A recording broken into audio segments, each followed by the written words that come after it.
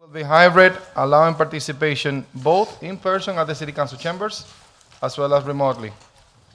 The Zoom link for this meeting was provided to anybody that requested through the City Clerk's office.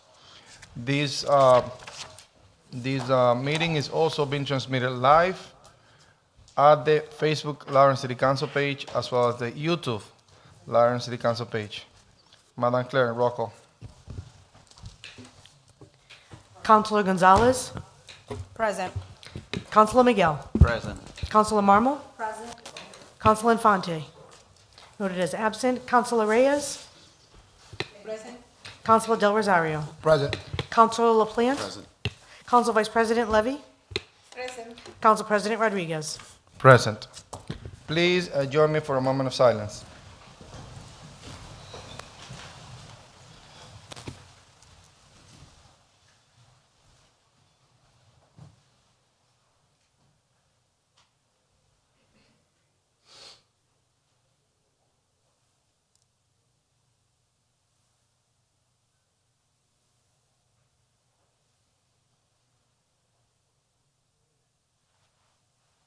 Now join me for the Pledge of Allegiance.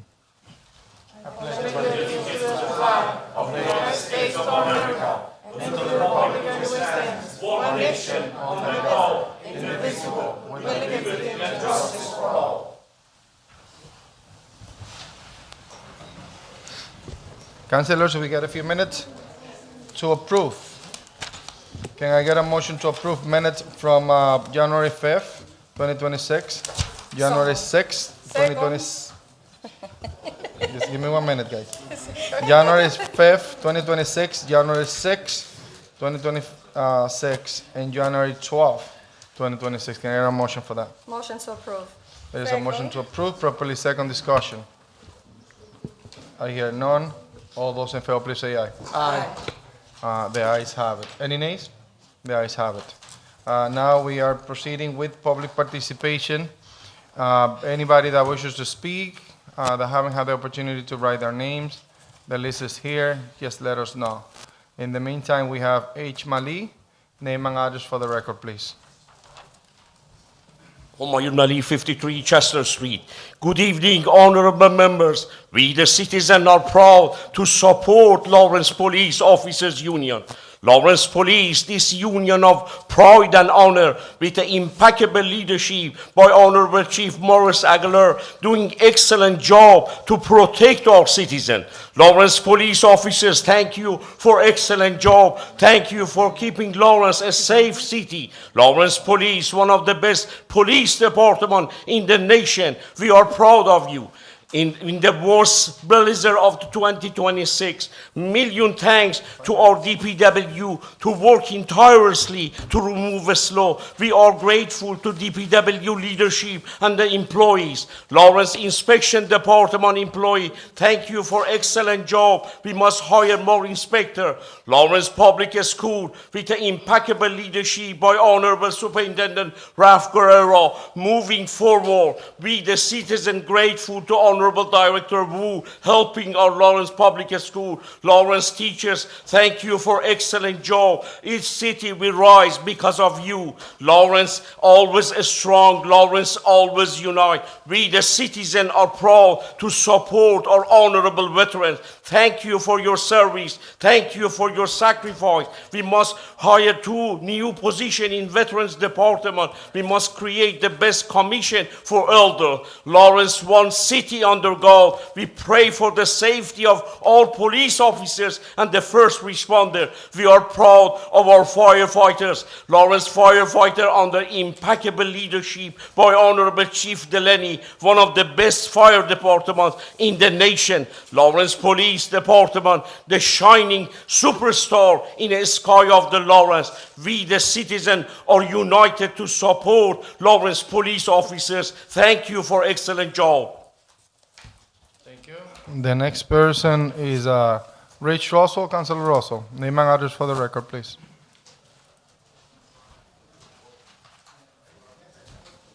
Good evening, councilors. Rich Russell, 34 Cross Street. First of all, hats off, salute to the district council that was out digging out hydrants in her district. Whoop. No. It is what it is. First, how effective was the threat to tag and tow to those who violated the even-odd parking restrictions? Does anyone have any numbers for either? Now, regarding the plowing, or lack of plowing, why doesn't the city have any monster snow plows? Using landscape dump truck-sized plows just don't make it. Those plows can clear the middle of the road, but they aren't powerful enough to make a second pass and push snow closer to the curbs. In my humble opinion, the city doesn't want to own or operate the monster-sized snow plows, as they're only usable for about 25 to 30% of the year. State law allows communities to deficit spend on snow removal. Hence, they can hire any number of junior-sized snow plows as they need them. And as I understand it, they're over $250,000 over what was allocated in the snow removal budget. I know one councilor is very familiar with the phrase gang plowing. Why is this tactic not used in plowing streets in Lawrence? Any answers to that one? I know there are areas of the city that are worthy of being pointed out for less than a decent plowing operation. But it was good to see on Facebook, the street that the mayor lives on was down to bare pavement. When will we get a more effective method to notify residents of parking bans? There are not enough blue lights in the city. 21 blue lights just don't make it to cover 7 square miles. When Chief Moriarty retired, did he take the red alert system with him? Why is it so difficult for residents to get this important information? Maybe if some of the councils were at the mercy of this useless system, then maybe a notification system would become a more workable entity. Some of you may not realize that there is a shortage of Morton rock salt in eastern Massachusetts. So, here is my contribution to the city's ability to salt roads properly. Use it judiciously, as I can't afford to buy anymore. And if there's any left over, send it up to the budget writers.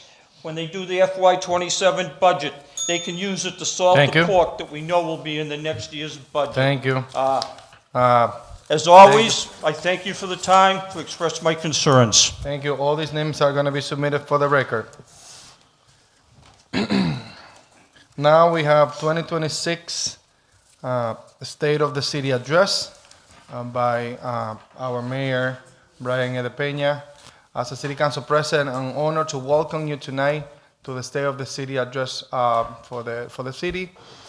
This is the chance for our community to come together, look where we are today, and think about what we can be in the future. As a council, we hope that the city reflects transparency, accountability, and shared responsibilities.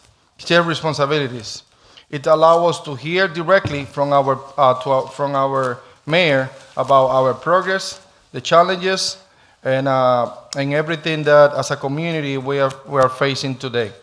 Thank you to our residents, to all of the administration members, and to the staff that are here. And with that said, welcome Mayor Brian Ede Peña.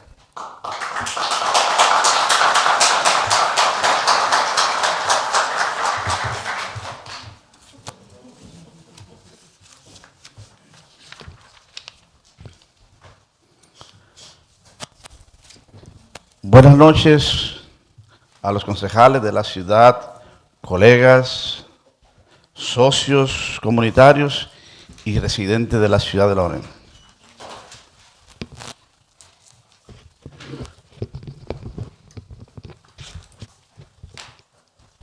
Good evening, City Councilors, colleagues, community partners, and the residents of Lawrence. Esta noche me enorgullece decir lo siguiente: el estado de nuestra ciudad es fuerte y nuestro futuro aún más fuerte. Tonight, I'm proud to say this. The state of the city is strong, and our future is even stronger. Lawrence ha enfrentado desafíos reales. Good. Oh, very professional. Huh? Okay. Better. Better.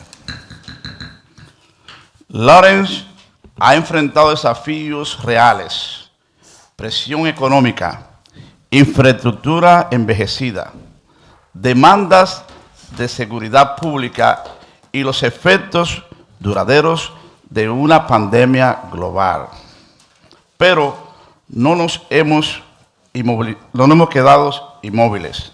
Avanzamos con disciplina, resiliencia y un sentido claro de propósito. Lawrence has faced real challenges: economic pressure, aging infrastructure, public safety demands, and the lasting effects of a global pandemic.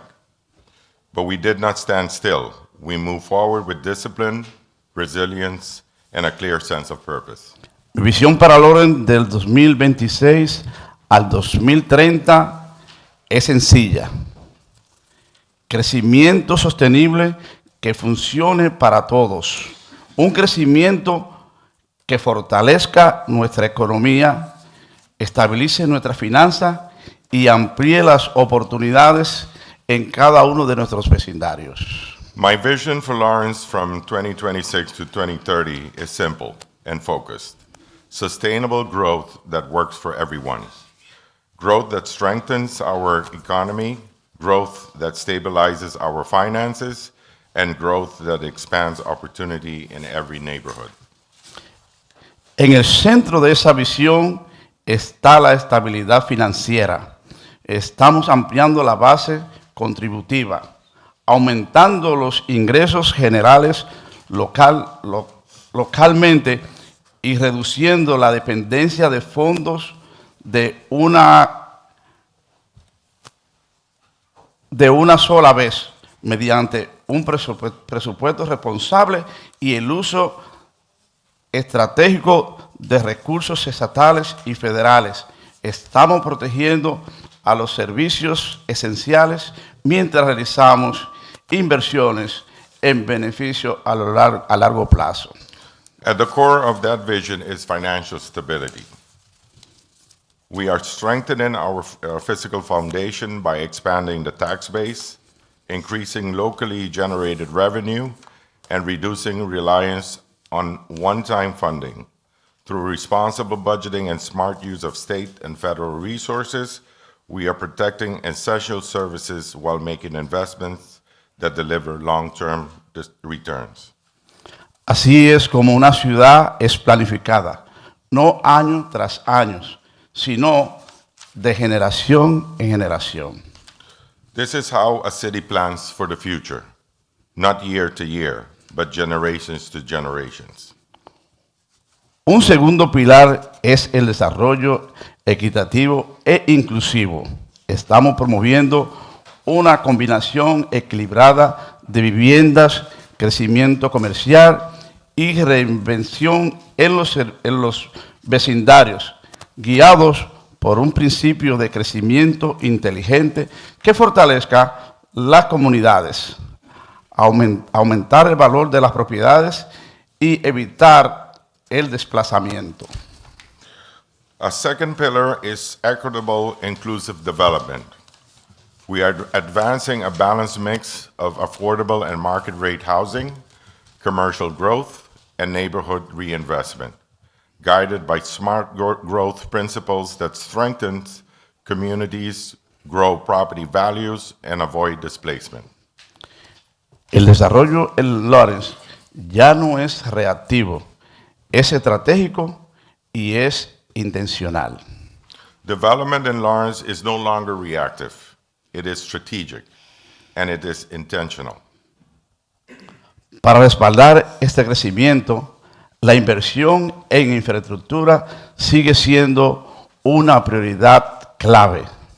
En toda la ciudad estamos reconstruyendo calles, aceras, modernizando los servicios públicos, mejorando la seguridad peatonal y fortaleciendo las conexiones entre vecindarios, escuelas, empleos y comercio, al tiempo que preparamos a Lawrence para los desafíos climáticos mediante resiliencia sostenible y justicia ambiental en consonancia con la agenda estatal. To support that growth, infrastructure investment remains a top priority. Across the city, we are rebuilding streets and sidewalks, modernizing utilities, improving pedestrian safety, and strengthening connections between neighborhoods, schools, jobs, and businesses. These investments support housing, economic development, and quality of life while preparing Lawrence for climate changes through resilience, sustainability, and environmental justice consistent with the state agenda. La infraestructura no se trata solo de función, se trata de crear espacios. Por eso estamos invirtiendo en paisajes urbanos, parques, iluminación, acceso y espacios públicos que crean vecindarios más seguros y más vibrantes y apoyando a los pequeños negocios. Infrastructure is not just about function, it's about place. That's why we are investing in streetscapes, park lighting, gateways, and public spaces that create safer, more vibrant neighborhoods and support small businesses. También estamos invirtiendo en lo que más importa, las personas, a través de alianzas con nuestras escuelas, universidades y organizaciones comunitarias. Estamos fortaleciendo la educación y el desarrollo de la fuerza laboral, alineando la capacitación con la demanda de los empleos y creando caminos hacia un bienestar remunerado. We are also investing in what matters most, people. Through partnerships with our schools, colleges, and community organizations, we are strengthening education and workforce development, aligning training with employer demand, and creating pathways to good-paying jobs. Tras casi 2 décadas de deliberaciones, la estructura del comité escolar ha sido formada bajo mi administración, gracias a la colaboración del Consejo Municipal, la Legislatura Estatal, el Senado Estatal, el Comisionado de Educación y la Gobernadora de nuestro Estado. Este importante logro sienta la base para una transición que permita a la ciudad recuperar la gestión local de la educación y de nuestro sistema de escuelas públicas. After nearly 2 decades of deliberations, the school committee structure has been reformed under my administration, thanks to the collaboration of the City Council, the State Legislature, the State Senate, the Commissioner of Education, and the Governor of Massachusetts.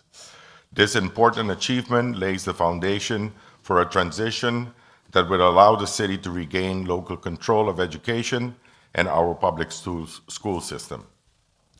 La seguridad pública sigue siendo una responsabilidad fundamental de mi administración.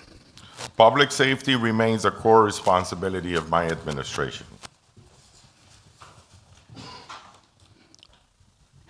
Este año abriremos la nueva sede del Departamento de Policía de Lawrence, una instalación moderna diseñada para apoyar la capacitación, la prevención y la rendición de cuentas. Pero la seguridad pública va más allá de los edificios. En Lawrence, la seguridad y la compasión van de una mano. Una muestra de seguridad pública estuvo registrada con la caída de la tasa de asesinatos en el año pasado, reduciéndose a 2 asesinatos. This year, we will open the new Lawrence Police Headquarters, a modern facility designed to support training, readiness, and accountability. But public safety goes beyond buildings. It's about prevention, enforcement, and partnership. In Lawrence, public safety and compassion go hand in hand. One indicator of improved public safety was the decrease in the murder rate last year. Los buenos resultados requieren de una buena gobernanza. a partir del presupuesto del año fiscal 2027, mi administración pasará de un proceso presupuestario tradicional a un modelo de presupuestación basada en prioridades. Este enfoque afirma nuestro enfoque, mejorarán las agilidades, fomentarán decisiones basadas en datos y garantizará que cada dólar respalde resultados claros y objetivos a largo plazo. Strong results require strong governance. That's why, beginning with the fiscal year 2027 budget, my administration will shift from a traditional budgeting process to a priority-based budgeting model. This approach will sharpen our focus, improve our agility, encourage data-driven decision-making, build transparency and trust, and ensure every dollar supports clear outcomes and long-term goals. Pero la reforma presupuestaria por sí sola no asegurará el futuro de Lawrence. Eso requiere de colaboración. But budgeting reform alone will not secure Lawrence's future. That requires partnership. Estoy comprometido a trabajar de la mano con el Consejo Municipal para desarrollar soluciones creativas y responsables que fortalezcan la manera en que Lawrence genera ingresos y contribuciones enriquecedoras. I am committed to work hand in hand with the City Council to develop creative, responsible solutions that strengthen how Lawrence generates revenue and builds wealth. No podemos depender únicamente de aumentar los impuestos y no podemos asegurar nuestro futuro recortando servicios esenciales de los que dependen nuestros residentes. We cannot rely solely on raising taxes, and we cannot balance our future by cutting services our residents depend on. En su lugar, continuaremos abriendo las puertas a la inversión y al capital, ampliando la base contributiva, atrayendo a socios privados e institucionales, aprovechando alianza pública-privada y compitiendo de manera agresiva por recursos estatales y federales. Instead, we will open doors for investment and capital, expanding the tax base, attracting private and institutional partners, leveraging public-private partnerships, and competing aggressively for state and federal funding. A nivel federal, estamos monitoreando de cerca las decisiones de políticas públicas en materia de vivienda, desarrollo económico e iniciativa para el sector público. A medida que estas prioridades se definen con mayor claridad, Lawrence está lista para contar con rapidez y alinear iniciativas locales con oportunidades nacionales. At the federal level, we are closely monitoring policy direction on housing, economic development, and public sector incentives. As those priorities become clear, Lawrence will be ready, positioned to move quickly and align local initiatives with national opportunities. Mientras tanto, no estamos esperando. In the meantime, we are not waiting. Estamos alineados a la zonificación, la infraestructura y el desarrollo económico para activar terrenos subutilizados, acelerar proyectos de vivienda y comerciales y crear nuevas fuentes de ingresos locales en colaboración con el Consejo Municipal. We are aligning zoning, infrastructure, and economic development to unlock underutilized land, accelerate housing and commercial projects, and create new sources of locally generated revenue, together with the City Council. En todo el ayuntamiento, nuestros equipos están dando resultados todos los días. Muchas veces, tras bambalina, pero siempre con dedicación y profesionalismo. Across City Hall, our team are delivering results every day, often behind the scenes, but always with dedication and professionalism. Estos esfuerzos representan más que proyectos o programas, representan una ciudad que cree en sí misma, una ciudad que planifica de manera responsable y una ciudad que está contribuyendo a un futuro basado en oportunidades, resiliencia y propiedades comerciales. These efforts represent more than projects or programs. They represent a city that believes in itself, a city that is planning responsibly, and a city that is building a future rooted in opportunity, resilience, and shared prosperity. Estamos orgullosos de lo lejos que ha llegado Lawrence, We are proud of how far Lawrence has come, pero aún estamos más entusiasmados con hacia dónde nos dirigimos. We are proud of how far Lawrence has come, but we are even excited about where we're going. Porque cuando Lawrence avanza unida, no hay nada que no podamos lograr. Because when Lawrence moves forward together, there is nothing we cannot achieve. El estado de nuestra ciudad es fuerte The state of our city is strong, y los mejores días de Lawrence aún están por venir. and the best days of Lawrence are still ahead.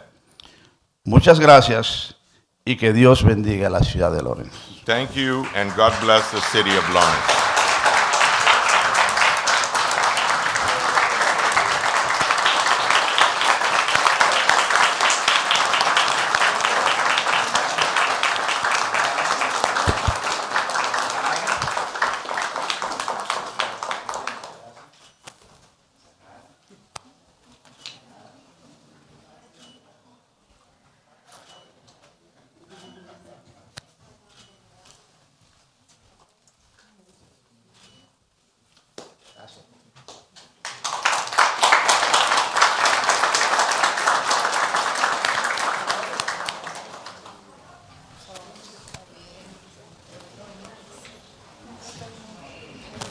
Mayor, thank you for that city address. We are, as a council, we happy and to welcome you as per established the first meeting of February. You have the responsibility to come. You have the responsibility to come in front of the council to give the city address, the state of the city address. Thank you, Mayor, for everything that you have done. Council President? Sure. Yeah, just briefly, both the mayor's address is on our website, and is also, we've included for the first time the mayor's strategic policy statement that is also positioned on the city website. We decided to do this so the public can also review the mayor's speech, and also the direction that this administration is going during the second term. Thank you. We are proceeding with the agenda. If anybody have any objection to proceed or prefer to take a break, if it's not, we continue. Madam Clerk, please call the roll for Councilor Infante. Infante, Present. Council All right. President, Councilor Vice President Levy? just only, practically, we usually take like a 5 minutes recess. Up to the council. I can make as a formal motion. There is a motion to take a recess. Properly second, discussion. There is none. All those in favor, please say aye. Aye. The ayes have it.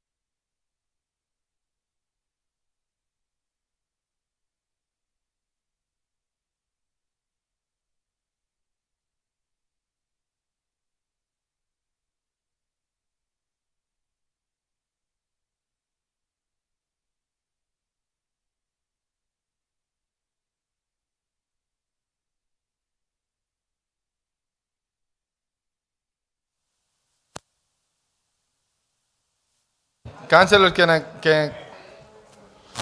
get a motion to get out of recess? So move. There is a motion to get out of recess, properly second discussion. I hear none. All those in favor, please say aye. The ayes have it. Councilors, we're going to proceed with the agenda. We have another communication from the mayor, city officials of City of Cheney, which is item 2526, a status and update regarding snow and ice removal and emergency notification policies. So we are going to entertain the director of the DPW, the Department of Public Work, today to provide us with an update about the recent storms on any other policies that the director believes is important for the community and the council to know about. So, Director Jaime, welcome to the City Council chambers, and thank you for providing us an update on item 2526. Yeah, good evening, councilors. Jorge Jaime, 200 Common Street, Director of Public Works. So tonight we have also Captain Jay Cerullo with us. He's gonna talk with you and give us some updates, like in the enforcement part of the operations. We did have a report that we got the first night 20 inches of snow. After that, we got maybe 4 inches on Monday morning through the night. And we are out there. We continue the operations a week after. So we are going to neighborhoods. We are addressing major roads. And we have always DPW operations, depends on the staffing, towing services, and the police help us during the process with enforcement. We had to pull all those departments together, those factors, and that's how we operate during the snow emergency. We participated in a meeting 2 days before the snowstorm, and I remember, so I was assigned to go to all radio shows to tell the public that there wasn't a storm coming. They call it a superstorm because the last one that we saw like that was in 2015. And it was very bad. Remember, the National Guard came to the city of Lawrence to help us to open the roads. Thank God we haven't called the National Guard yet, but we're going to continue with our DPW crew opening the roads, and we're going to continue to do it so until we go to the last street to open it up. So I'm here open for questions. So again, I had to ensure that operations continues. I'm still receiving calls, emails, and we addressing those every night. During the night is the way to do the operations. During the day, it's impossible. We don't want trucks and plows talking traffic, causing more problems when there is school buses around, when there is, people trying to get to their jobs or coming back. So we start operations midnight every night. So I'm here open for questions.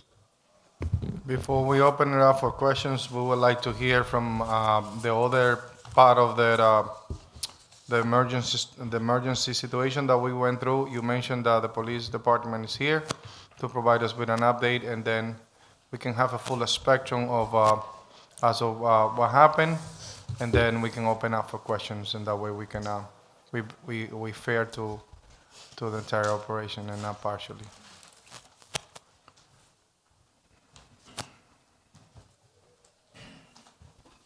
Good evening, councilors. Jay Cerullo, Captain Lawrence Police Department, 90 Lowell. As the director said, we met several weeks prior to the storm to set up operations. Actually, we met early in October to go over our protocol of how we would set up if we had a major storm or any type of snow event. Like we always do, we set up an operational plan. I met with the director. We came up with a plan going into effect on 1/25 of 2026. That started with traffic control, heading out into the city and issuing tickets.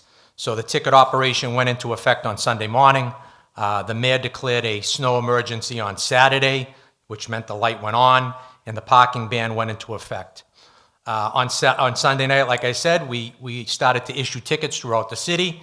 That continued through the storm on Monday, while the DPW tried to clear the roadways. On Monday night into Tuesday is when we started to do the ticketing and towing part of the operation.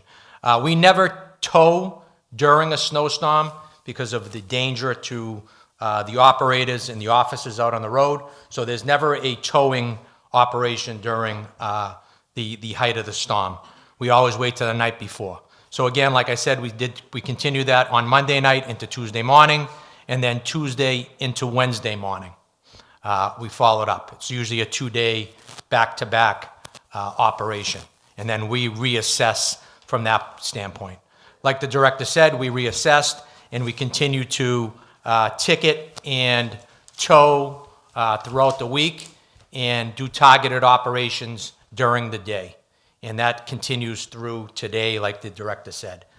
With his DPW foremen are going around the city, as well as traffic control, compiling lists that they're seeing of buried vehicles, plus complaints from the residents. And again, that's kind of where we are today. Like he said, tonight we'll have another operation where we are targeting certain streets that are impassable if vehicles are parked on both sides of the road, or on corners that need to be pushed back. And that was the general plan as far as for this storm. We currently only have 2 tow truck companies under contract, Sheehan's and Cody's. I believe the mayor just signed another agreement with Hook and Go, and they're going to start helping us out in snow removal. They took part in one night. At one time last year, we had 5 tow companies. I know the administration tried to bring back all 5, but it's very difficult to get them under contract. A lot of tow companies aren't doing snow removal towing. So unfortunately, we're stuck with what we have at this time. Director, can you provide us with an update when it comes to the piece of equipment that you have for the night of the following days, and the availability of those vehicles, also when it comes to contractors and local vendors? So that night, we went out with 107 pieces of equipment. That's including 15 Sanders that we own, the city owned. We were out there, and we kept those contractors during 44 hours around that time, straight. And then we push the next night, we push back. So again, there is just 2 tow companies. It's impossible to remove all the cars from the city that were parked like in the wrong side of the road. So that was impossible to remove all of them. That's why it was very hard to push back the second When you and the say third night. push back, what's that mean? The pushback is typically, so the way that the parking ban is established is residents are supposed to park in one side of the road depending with the date and the number of the houses on that area. So if they parked the way that the ordinance says, so we're gonna be plowing the whole night in one side of the road.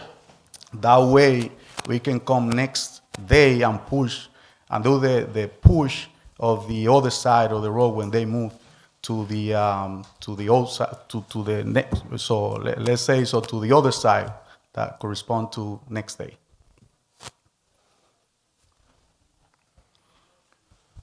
Obviously, we have in a storm that it was historically significant. And we have an impact throughout the community that a lot of people are, I'm happy about the situation. Can you expand as of what that means to the department? So we cannot complain. We're getting paid to do our job, and then we're gonna continue to do. So while we receive any calls or calls from the constituents, we're gonna be out there. We're gonna continue establishing the operations by safety conditions. We're gonna assess that, and we're gonna make those lists during the day, and that's what we're going to address during the night. Right now, what we're doing is posting the streets that we're going to clean during the night, but we're going to one side. We're not asking a special, that they go like, you don't have to go out of your street. You can park in one side of the road following the ordinances. So what we're doing is we're posting that, and we go like at midnight, like the ordinance says. We have to go out there at 12:01 midnight, and then end operations at 6 a.m. in the morning. So right now, we continue to do that. So the reason why we don't post those streets out there, or put it like on Facebook, social media, things like that, is because immediately we're gonna receive thousands of calls telling us like, why you not coming to my street? Why you going to Essex Street? Why you going to Common? Why you going to Haverhill? So again, so what we're doing is just going to those trouble roads where there is a lot of school buses that goes to the school, where the ambulance cannot access if you go, like if we have an emergency, or maybe if the fire chief thinks that there is an area that it needs to be addressed, because if there is a fire, it's a hazard, so we're gonna go to that area. But what we're not doing is to go into those places when people think like we need to go because we need to be like patient. We need to address those major roads. We need to address those streets that are trouble. Like we always say, those are identified as trouble roads. So that's what we're doing right now. So we're addressing that during the day and going to work during the morning, and then targeting some streets during the day, those that there is no parking allowed anytime. All right, just one more thing. Tell us about your staff. My staff is tired, but they continue to work. So I have a foreman here and I have a supervisor, and they were working all day, and they're gonna go out tonight, and they're gonna continue to be out there until we go to the last street in the city of Lawrence. Anything else that you believe we should know before we So- open it up for questioning? Yes, so I just want to tell you that, so I need to continue the operation, so that's what I'm here for. That's what I'm getting paid for. And every resident in the city of Lawrence we're gonna assure them that we're gonna go to your neighborhood. We're gonna open your roads, because what you suffer, so I suffer too. I live in this community. I live in the heart of this community. And the things that you are not going to see is that I'm gonna go and open my road while yours is still like under the snow. Councilors. Councilor Rosario. Thank you, through you, Council President. To me, I mean, I give it up to the DPW employees, but to me, operation was a failure starting Saturday.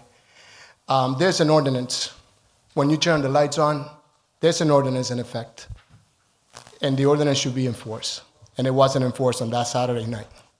I don't know why. So if you enforce on that night, it will establish and send a message to the community that it's being enforced.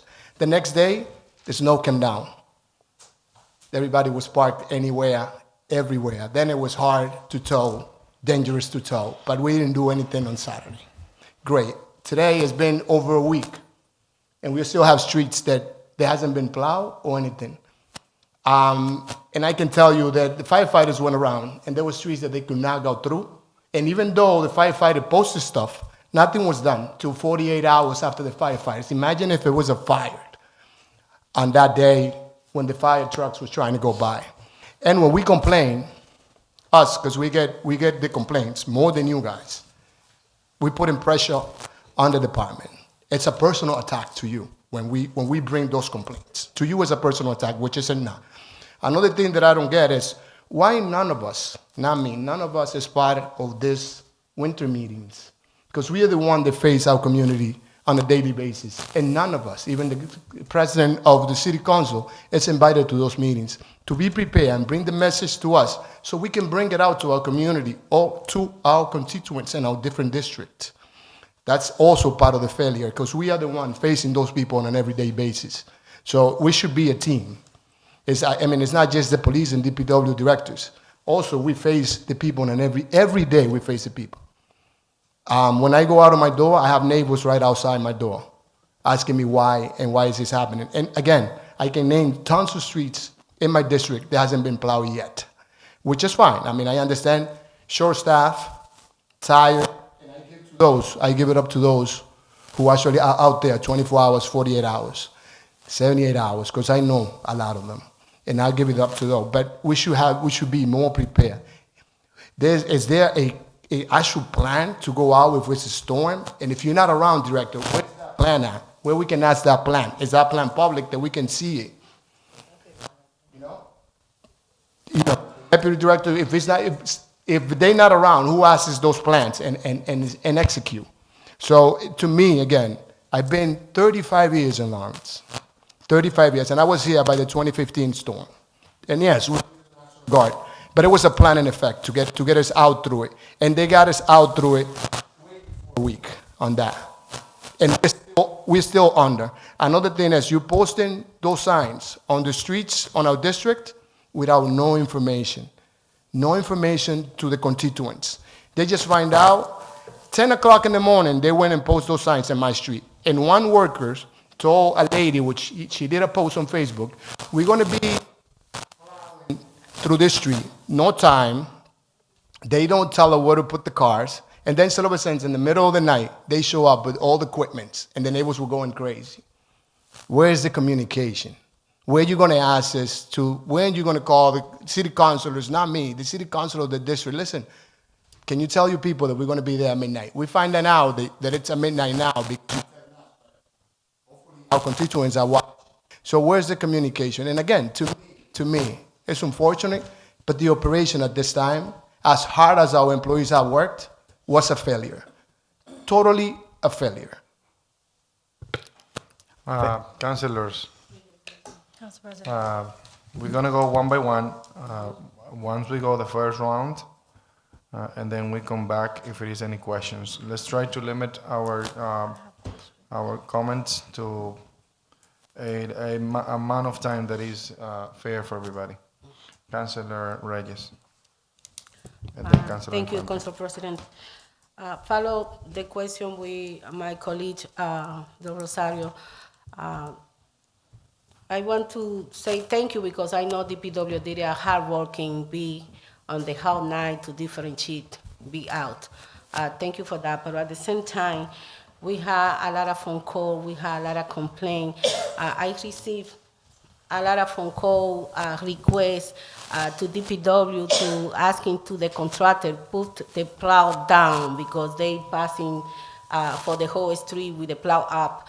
And also at the same time, we received a lot of complaints with when they plow, they put the whole snow, putting in for individual driver. I know just a little bit coming when they plow it, but not at the amount. And because we received the video, the constituent sent the video and showed us how aggressive was the some people go to plow. I want to know who is the person in charge to supervise different area when the people go out to plow in our community. Thank you. So, Councilor, I'm happy to hear that because what I heard was that they were not doing a good job, and you're telling me that they were pushing the snow too hard, that they bury your drive with the sidewalks of the constituents out there. So that's when we know that we are pushing back hard. Again, I'm not gonna give you excuses. I know that we have a lot of contractors out there to do the job, so there is no other way to push the snow. We need to do it to the side. We need to bury driveways. We need to bury sidewalks. It was not 2 inches, 3 inches of snow. There was more than 20. And next day, if you receive tons of calls, when you know that they were out there doing their job. I always hear people saying, like, why are they driving with the plows up? So I think there is hundreds of private contractors that they are not even working for the city of Lawrence. They go and plow Market Basket, Cumberland Farm, you know, all of those plazas, all those businesses that we have, and it's always the same thing. So they do not work for us. So we assign X amount of contractors to each of the foremen, and they had to follow them, they had to find them, they had to watch them. So one of the ways that we had to, that we do to know if they're doing their job, so you had to drive your section. If you are assigned to the south side of the city, so if in the morning it's not in good condition, so that supervisor is gonna be called. And we're gonna call those contractors that were there, the same that we're doing right now. So, and we're gonna continue to do that. We're planning meetings with them. So, it was a lot of hours. Some of them, they were changing drivers. Maybe they were not trained properly, but, it's something that we had to address with them. And we're gonna do that. So, in the future, let me just tell you, this was a superstorm. It was a lot of snow out there. So a lot of people told me, listen, I've been here for the last 20 years in the city of Lawrence, but tell me who was running the show 20 years ago. I think Joel and myself, we've been there for the last 16 years. So guess what? We maybe did a good job like 2 years ago, and now we're doing a bad job. No, we've been dealing with this, but every 10 years something like this happened. So 2015 and now 2026. So it was a backstorm. Again, so there is a lot of streets that we need to continue addressing. And again, I promise that my team is going to be there, that myself, I'm going to be there. And again, so I have received a lot of calls from you. Some of you calls me, you're doing a good job. Whatever you need, I'm here to support. Some of you knows how the operation goes. You being in my chair over there. You know that it's very hard.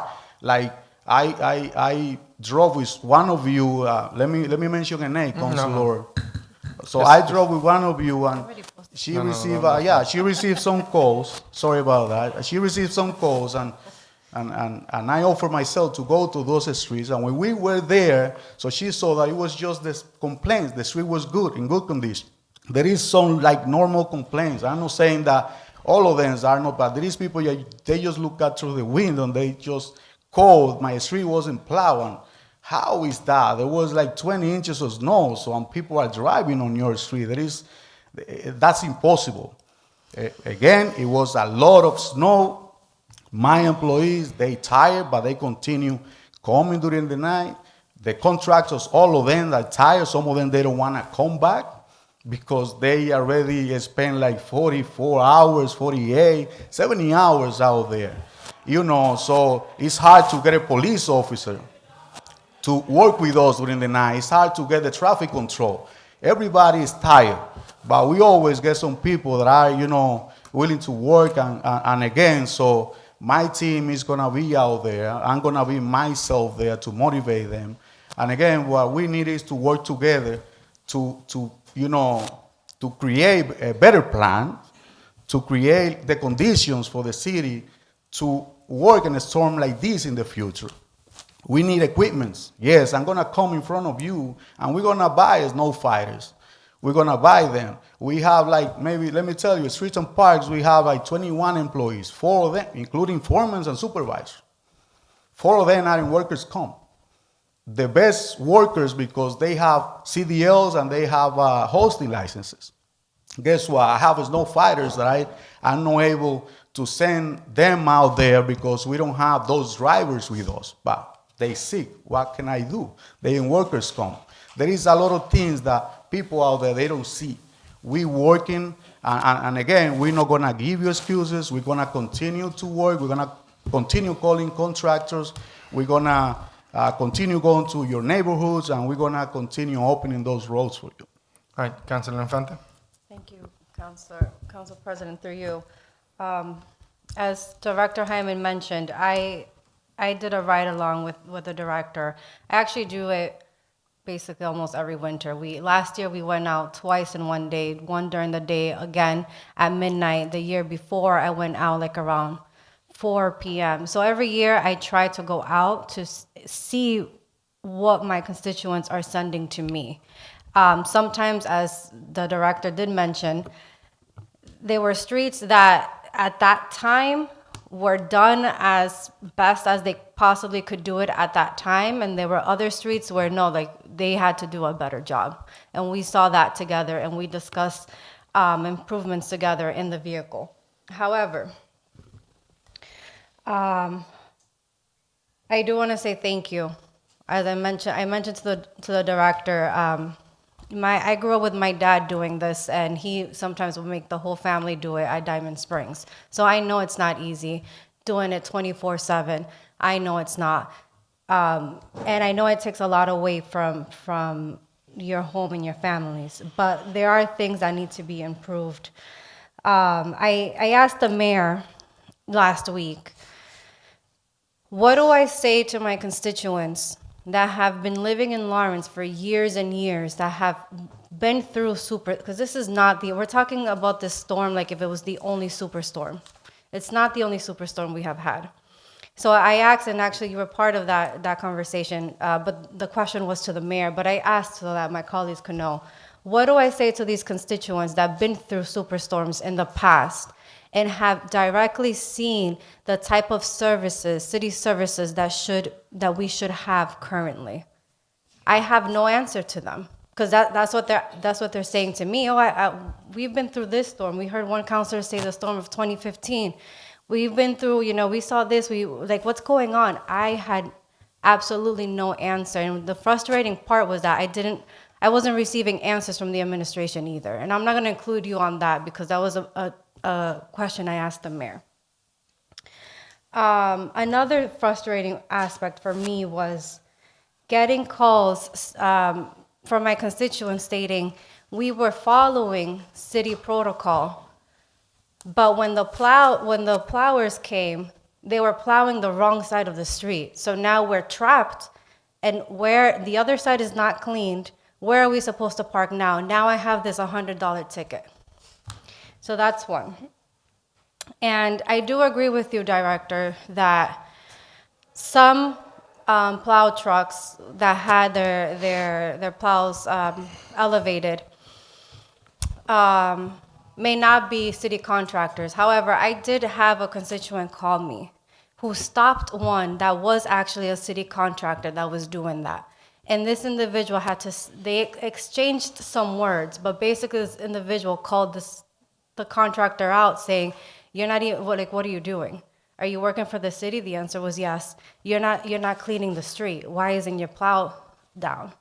And I'm not oblivious to the fact that when that piece of equipment gets damaged, it's very costly, and I understand that. And that's the trick that a lot of contractors do. They elevate it a little bit, so they do the minimal work possible so that their equipment doesn't get damaged. But to your point, we're allocating these funds, we're hiring these people. This is your job. You're getting paid to do your job. So you're getting the money if, God forbid, something does happen. You're getting that money to be able to fix it. And one thing, I'm going to end with this. I heard one of my colleagues say that sometimes it feels like when we provide feedback from the calls that we get or messages that we get from our constituents, departments take it as a personal attack. I've noticed that has been increasing, and that's not the case. We're not here to personally attack. I think what I realized that when we all send a message, it's all about my constituents send me this. We send screenshots, we send whatever it is to help communicate the situation. And sometimes I have realized that sometimes working with departments is like, there has to be a level of respect. Like, we are city councilors at the end of the day, whether people like it or not. And we are oftentimes the first people that constituents come to. We know our districts inside and out. We know the councilors at large, they know the city inside and out. So we're not coming to any of you as an attack. We just want to make sure that you guys know, and I know sometimes we get frustrated, but you guys know what we're hearing, and that we work together. I'm sorry, I said that was my final. Now I have a final. Yeah. I want to make sure that when we set a process, we follow it. We cannot change it. We need to get people used to what our processes is to ensure a good job, to minimize those complaints. And secondly, I don't want to continue having to battle with any department or the administration with the South Lawrence versus North Lawrence. I'm tired of it.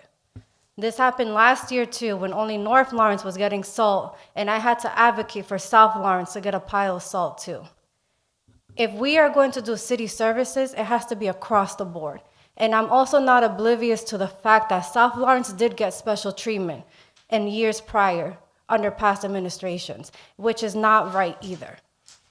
Moving forward, when we think about these plants, it has to be citywide. Not just north, not just south. The city of Lawrence needs a plan. Thank you. Thank you. So I can start from the last, Councilor. I haven't seen that division, Councilor.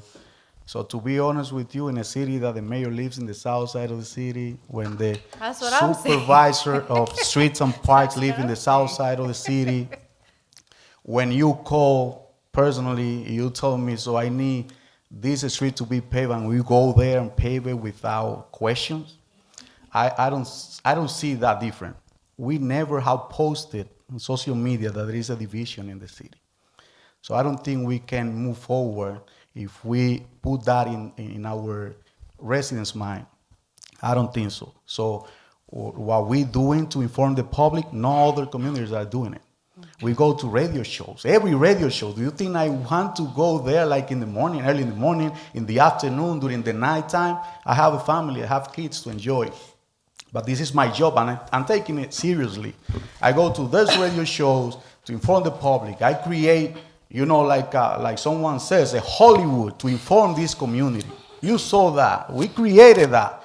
We use drones to do videos. We use those sources out there to inform the public. We send massive text to the community.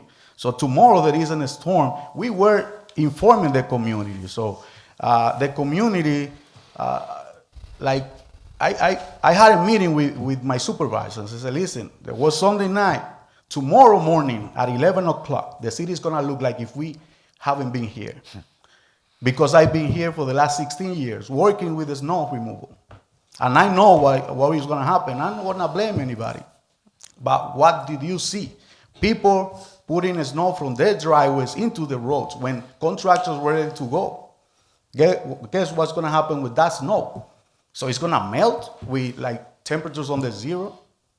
Of course not. So what we're asking is a cooperation of the residents to do our job. We're not asking for anything else.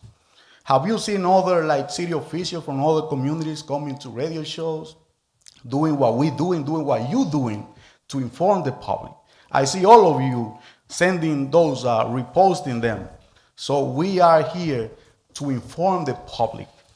Those communities, they don't post anything and they comply.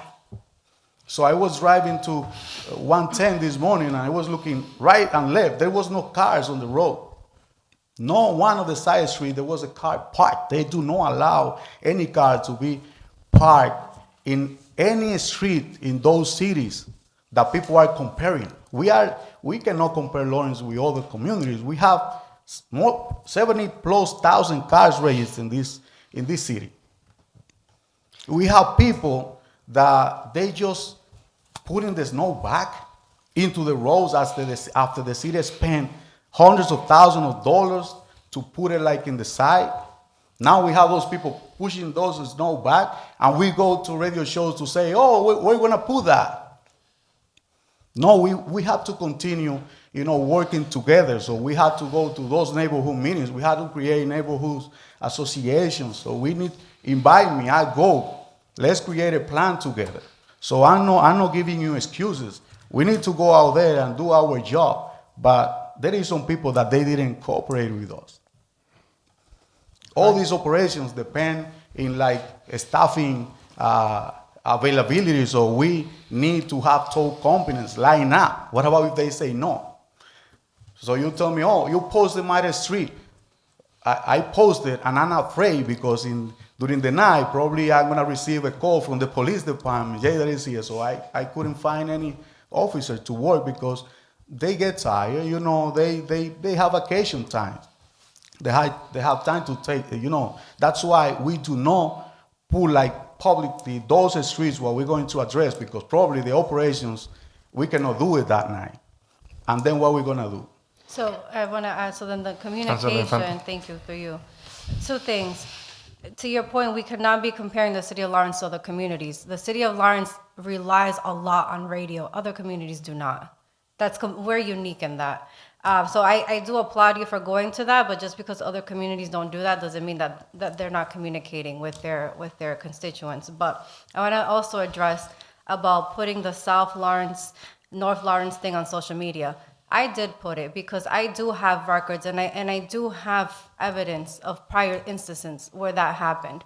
So it got to the point where, yes, when someone is telling me, no, when I get told one thing, this entire operation enforcement is going to happen overnight. And then I wake up to a bunch of messages and calls from my constituents, and I go and I ask the administration what's going on, and the reply that I get is, well, you know, Councilor, North Lawrence this, North Lawrence that, North Lawrence. Yeah, it becomes a problem. It becomes an issue. So yes, I am going to publicly address that, because I am the city councilor of South Lawrence, and that is part of my job, and I will defend my community. But that does not mean that you did not do your best, because I do also acknowledge that. You and I know that, I drove with you, and I understand that. But overall, like you mentioned, us as a team, as individual groups coming together as government, we need to do better for the next snowstorm. Councilor Levy.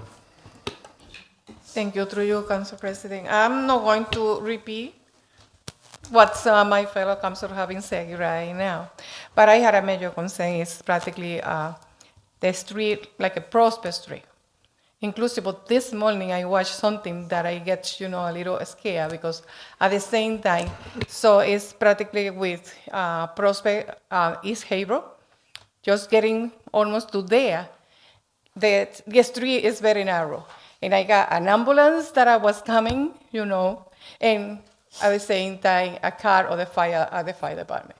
So they were in a hurry, and when I was coming from my house to the street, I had to stop it, a lot of car, and try to get away and let the fire trucks and the ambulance to get out. So that's one of my concerns, because this is a very, very important street, like I explained it to you. We had a hospital, we had and there is a lot of ambulance, the trucks and all of this. This is something that is very narrow right now that I would like somebody to pass by and see it. The same is Fulton Street. That street, I spent about 15 minutes to get from the top of the street to the clinic. So, and I notice the people, and I want to say to one of them, please, they clean it a little bit so that you have the space to pass by. Now you are taking all of the snow from your car and you are throwing everything right in there. That is part of it, but it's a lot of complaint practically during the snow in that area that is very, very difficult and for the fire department and also for the ambulance to pass by, besides some other area that they've been calling into. I know that you've been doing a wonderful, I don't know how you guys support 20 hours, you know, out in doing everything that you've been doing. But so that is part of the main street that I would like you guys to take a little bit more care and concern. And also, still, there are cars that hasn't been moved since we had the storm. Yeah, I agree, Councilor. So I know that street is in my list to be. We're gonna be out there tomorrow night, and I'm just gonna say that some of the streets that you just mentioned, we already addressed that. We know what is going on there, so it's just about time for us to get there. So again, our operations goes based on safety concerns, and that's one of our priorities, Prospect Street, because it goes directly to Lawrence General, and again, so we're gonna be. So we have the addressing that Lawrence issue General, also. but we have also the Holy Family. Yeah, So absolutely. it's practically the two hospitals are on the same way. And like I say, that was this morning, yes, that we had like the fire department and the ambulance at the same time. And they have to stop it. Both of them has to stop it because they cannot pass by through the little space that is practically right in there, plus all the cars that were coming from the other side. It's- I saw that myself. So I live in your district, and I saw that myself. That's why I can assure you that I agree with you. And again, we're gonna address that. But again, it's just about time. We are addressing all those streets, and we're gonna continue to do so. Right, we're good on that, we're good on that. Council President? Yes. I've been listening, and we are going to work on these improvements. Nevertheless, we all have a responsibility to educate our community through public awareness or also discipline. We've received a lot of calls as well, just like you do. In the mayor's office, we have received several complaints from tickets to snow and so forth. I know the director has been working diligently. Yes, everybody can improve. We can also improve in, and I think the mayor's going to have conversation recently with all of you that we can improve this situation and see, and you can make your recommendation as well during some of the conversations that you're going to have one-on-one. Nevertheless, we need to be mindful that in the past that there has been violations here that we can ignore. And you're correct, Councilor Infante. But back then, remember when they dumped the snow into the river? The river. Okay. What people don't understand is when you remove snow from the streets, it's already contaminated. We made a couple of calls to see what we can do in having a place that we can dump some of the excess snow, at least to alleviate.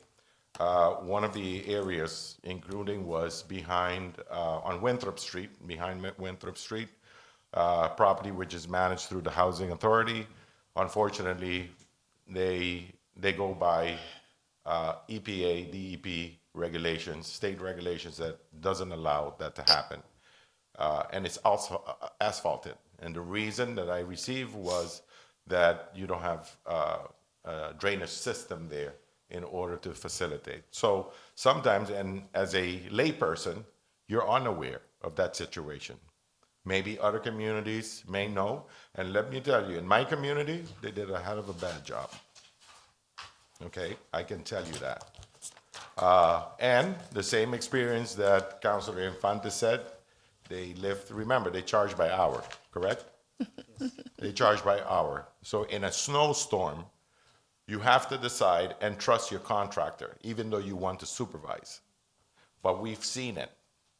But if you have a snowstorm, you need to decide what your priority is going to be and then address those issues afterwards. But the information and the concerns that you have, we will definitely bring it to the mayor's attention. I think you have already done it, but when we meet one-on-one with the mayor, we can discuss these items and then probably come with possible solutions that we can recommend, those that are reasonable within reason and those that are factual. Okay. Thank you. Council Levin, finish with the questioning? Because I have other councilors. Yes. So the other thing that I noticed still today, I don't know if that's I saw something that Council Marmor put in on Facebook regarding, I don't know who sent it to her, but who is responsible for the high fire hydrant. It's a lot of fire hydrant that is completely covered. And that gets me, like, that is another safety concern. Okay. Thank you, Councilor Schwarzenegger Levy. Now we're going with Councilor LaPlante. Thanks. Thank you, Council President. I'll just start off with this. I represent, like we all do, I represent like a district councilor, like 13,000 people, I think, something like that. So the voices that I'm hearing, just so you're aware, so I can be public about it, people aren't happy. You already heard it. So it's no different in my district. There's anger. There is feeling that the city's let them down. There's a feeling of why am I paying my taxes? Some of this already has been said already. But I just think that the reason why I'm sitting here is because I'm supposed to be saying these things to people like yourself who are supposed to be working toward improving the condition of our residents. So let me just start off with people are upset, and you know that, but I have to say it to you because it's true, and I'm hearing it loud and clear. I've got some quick questions. I don't want to take a lot of time. I'm going to bring the captain up, and I'm going to have you sitting on the side if you don't mind. Captain, if you don't mind, this is going to be real quick. How many tickets were issued, Captain Cirillo, during the snowstorm? He's got an up-to-date list as of today. As of today, through the storm, like I told you, we started on the 25th, 2,553 tickets. To repeat, 2,553 tickets, $100 tickets. Thank you. How many cars have been towed? Up until today, 611. Are we towing every day now? We are targeted towing right now.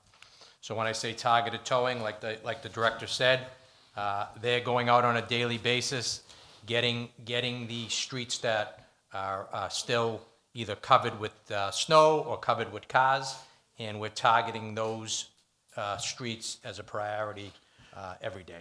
If a resident has a concern about a specific vehicle that has either been parked illegally or is a vehicle that is that needs to be towed or something, what's the best way for a resident to get that information to the right folks? Well, they can call the police department, 794-5900, the non-emergency line, and give us that information, or they can call the Department of Public Works. 978-620-3090. What is the expectation when they make this phone call if there's something illegal? Because what's happening is there's a loss of confidence, a lack of trust over the course of the storm, and there's a feeling that if I call, no one's going to do anything anyway, potentially. If there is something, because sometimes these things take care of themselves, whatever, people with their car, they shovel them out. But what's the expectations people should have when they make a phone call regarding any of these matters? Is there a 24-hour, 12 hours? What should their expectation be about a response? Well, again, like the director said, we are targeting a lot of these vehicles that are covered during the day because, again, it does take some time to get these vehicles uncovered from the snow. They've been encased in snow now for a week. One car took almost 45 minutes to get out yesterday, so there is some time constraints there. But what I would suggest is they make their complaint. We will get to that complaint within 24 hours. Okay. Director, when do you expect this operation, the snow operation, to be complete? When do you think we're going to finish all this up, that people, that their streets are clear, people are park on whatever size they want to park on? When is that going to happen? What's your expectation? So we really don't know. So what I heard from the mayor is going to continue until we address most of the streets. So we're gonna continue with the operations. And How long do we expect the blue lights to be going on? They're staying on. So that's a call that the mayor has to do. That's something that we can discuss tomorrow. But we just keeping the lights on because the operations continues, and that give us the opportunity to tow, and if we need to go out and do ticketing, so we can do that during while the blue lights are on. Let me press this a little bit more. Do you have a ballpark amount of time? Are we talking a day? Are we talking 5 days? Are we talking 2 weeks? Do you have any ideas about how long this might take? We're just trying to manage expectations. That's what we're trying to do. Can you please? Sure. So the challenge that many people face is that there's this, no one understands how long this is going to take, and everybody wants it happening 2 days ago, and it hasn't happened 2 days ago. So now we have to manage, I think, or the city needs to manage expectations. So if you said to me, everything's going to be clear by tomorrow morning at 6 a.m., I'm going to say I don't think it's going to take place, and we're not managing expectations very well, I don't think it's going to take place. But we have to manage it. Do we think we're 5 days out, 3 days out, 7 days out? What's the window of time that we're going to get this thing complete if there's no more snow, for example? I mean, that changes There will be everything. more snow. That's what Octavian was telling me. He saw that there is more snow coming. So we need to keep the operations. Remember, so every inch of snow that we receive now is in top of 20 plus out there. So it's not just that one that is going to be on the ground. We had to push it to the curve. That's why we are working on to getting the streets wider to be able to push the snow. So going back to the blue light and the towing operations, so we are not going to tow citywide. We targeting the streets. We posting those streets right now. If you go out there, there is plenty of streets that we already posted this morning. So, telling the residents to not park on that side of the road so that we're going to be there tonight. And that's what we're going to do. So I remember we put a lot of flyers out there. We sent traffic control Saturday night before the storm to put thousands of flyers to those cars and in homes, like knocking on doors, things like that. We also, Saturday night, did thousands of warnings with traffic control. All of them were out there doing warnings. Everybody came to City Hall saying, oh, I received a ticket. No, it says it's a warning. We were just advising and telling them that something was, about to come, and that was the storm. That's why we expend a lot of effort in inform the community, because we knew that it was impossible to remove all the snow out of the roads with cars parked in both sides of the road. I just want to reclaim my time, Council President, just because I know other people want to speak. So I want to continue, but I wanted to cut them off. So no offense, time is short. One of the things you mentioned earlier this evening is that the winter storm ordinance was from 12 to 6 a.m. So that's we run operations during the night. So why 12 midnight to 6 a.m. in the morning? Because then traffic start. We don't want like trucks that we pay per hour stuck in the traffic and then creating more issues with the school buses and. That's not where I'm going. That's not where I'm going. So the ordinance, as you understand it, and I don't mean to play a game of gotcha. I think you're right. Is it your impression that the ordinances that says that the winter storm alternate parking on certain streets is from 12:01 a.m. to 6 a.m. in the morning? No, I'm sure that is from 12 to 6 p.m. in the afternoon. Okay. All right. But so to run an Some operation areas. from 12 to 6 is a long time, and then so why gonna be like trapped in traffic on those peak hours, like 8 in the morning or 3 o'clock in the afternoon? Okay, I just want a clarification on it. Thank you. And I think if this is my next to final point is this. I think when I say we, I mean the institution of this city for the number of years, not just this administration, the prior administration and the prior administration before that. We have, and I need to say this, and it was mentioned earlier by, I think, Captain Cirillo. He mentioned 20,000 more cars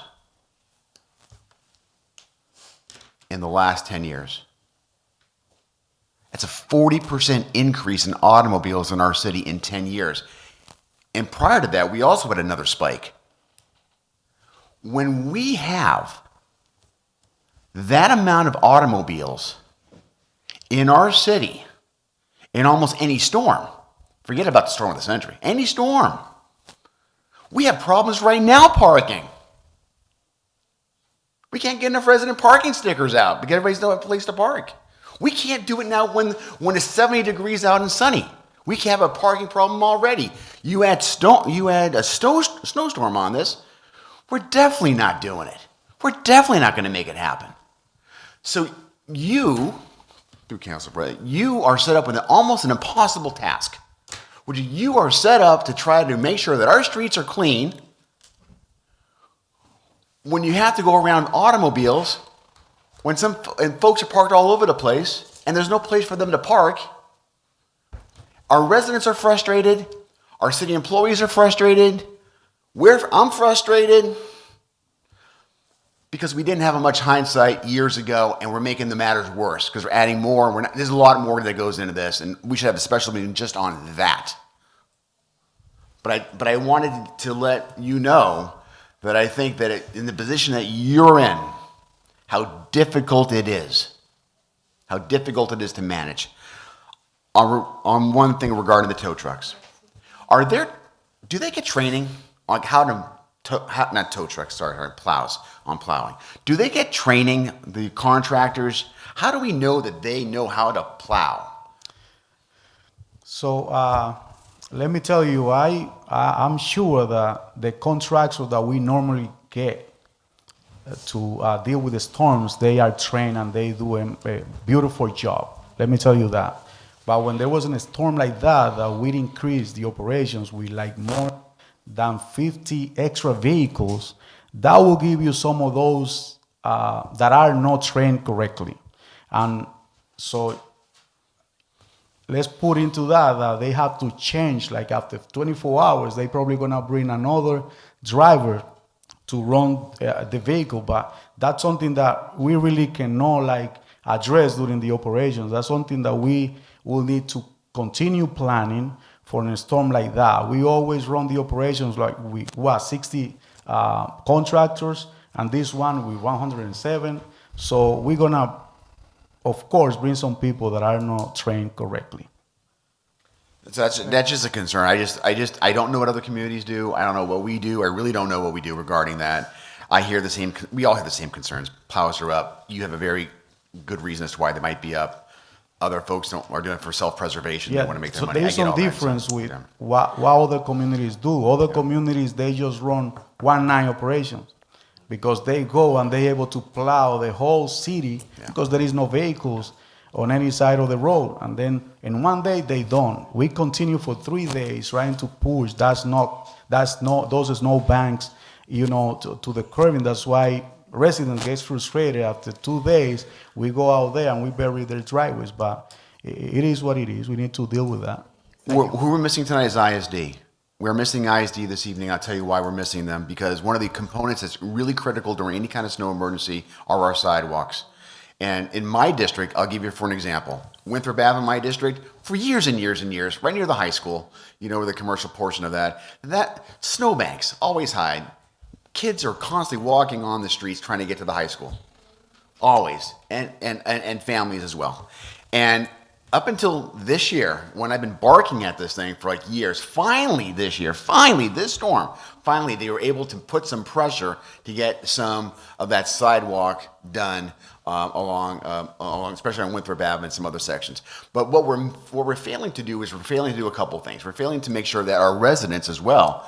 I'm a property owner. I am responsible for shoveling my sidewalk. I live on a corner, so I got to work on one side of the sidewalk, on the other side of the sidewalk. I can't expect a city plow or contractor to come in and do my sidewalk. Because if we did that, we won't have taxes money enough to spend to get a DPW that bevy. So we as citizens have to be responsible for our sidewalks, and I'm not seeing that. We need education on that, and that's why I wish ISD was here to help with that, number one. And the second thing is we need to be more, there's got to be, especially on the commercial sides, on the main streets, in my area, Parker Street, for example, South Union Street, those are the main areas where a lot more traffic. Those have got to be, we got to get those sidewalks. And I have to applaud the business owners. They do a pretty good job on South Union Street of getting that done. Last point, South Lawrence versus North Lawrence. I mean, God bless us. This has been going on since like the city was invented like 107 years ago. My observation is this. My observation is that I think, people in my district think they got the shaft, right? And I'm not going to say they didn't, but I've been through these square dedications on the north side. Holy cow, it's brutal. It's brutal in my district too. I'm not saying that, but what happens when there's another brutal area? You're sending resources to other spots. Now that's impacting. So what happens in the north impacts the south, and what happens on the south impacts north. To the councilor's point, from my colleague from District D, we're working together. So if something happens somewhere else, I'm going to feel it. And if there's a lot of resources going in my area, someone else is going to feel it in some other district. So I'm not, and I know you're not looking at it like, oh my God, I like this person, and we're gonna. I know that's not what's happening here. No, I really am. I'm not being facetious. I know that you're trying to do damage control, crisis control, and putting a tourniquet wherever it's needed. You're trying to stop the blood from bleeding out. I get it. So I can appreciate that. Thank you, Councilor the Blunt. point here, I'll finish with this. The point here is that what happens on one side has an impact on the other, whether it's schools, whether it's crime, whether it's snow plowing. Thank you. Thank you. Councilor Mamo. I'll be brief, Council President, because I've had I've been fortunate enough to,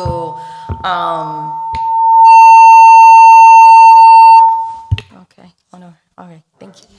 I've been fortunate enough to have several conversations with Director Jaime regarding this situation. But prior to having that conversation, I must say that communication was super, it impacted this whole mess and the issues that we're facing today. I want to focus on being solution-based. Honestly, we could learn from our mistakes, but I want to be able to get to a point where we're able to recognize what those mistakes are, if there are mistakes, but I also want you to state for the record, and I want to take advantage that Captain Cirillo's here as well. So from the LPD standpoint, I know from what my memory serves me, City Council not once, when it comes to budget, if budget is an issue for your departments in order to be able to oversee these challenging weather situations, in order for your departments to operate effectively, I want to hear it, because I don't remember not once City Council denying or not approving anything budget-wise for you guys to have what you guys need in order to do your jobs effectively. So I just want to hear at this point, what it is that what is it that you think needs to be changed? Whether it's personnel, whether it's budget, whether it's certain essential tools and resources that we need to look into purchasing in the near future. I want to hear solutions, and what is it that you need from us in order to propose. And this goes for the LPD as well. I want to know, how is it that us as counselors, what is it that we need to do for you guys to be able to do your jobs effectively? What I want to also add is, we talked about communication. A lot of people, granted, yes, our community, listens to the radio a lot, but, not everybody listens to the radio. A lot of people are working remotely. Not everybody is a Spanish-speaking resident here in the city of Lawrence, so they're not listening to the Power 800s and the Megas. Okay? Not everybody is able to see the blue lights. So me and you had a conversation regarding the mass text and how does that function, because I didn't get a text message. And I don't know if everybody here gets a text regarding snow operations. So I want to focus on, how could we improve that? How do we get the majority of the residents to sign up in order for them to get these notifications? Because that way, I feel like more likely than not, they cannot say that they were not aware. Granted, not everybody listens to the radio, like I said. That could happen. So communication, I want to make sure that our websites, especially the city, needs to be up to date. I'm not sure if that has to do with IT, but it's ensuring that our city website is updated. How could we improve our communication? I did hear an amazing idea in terms of whether it's bringing the city council president or all councilors into these meetings here, and how does that prepare us to inform the public? That's something to be worked out, and we'll figure it out. But I feel like the conversation does need to be had, because I don't want to wait for the next snowstorm for us to try to scramble for answers. I'm so sorry. I said I was going to be quick. I'm sorry.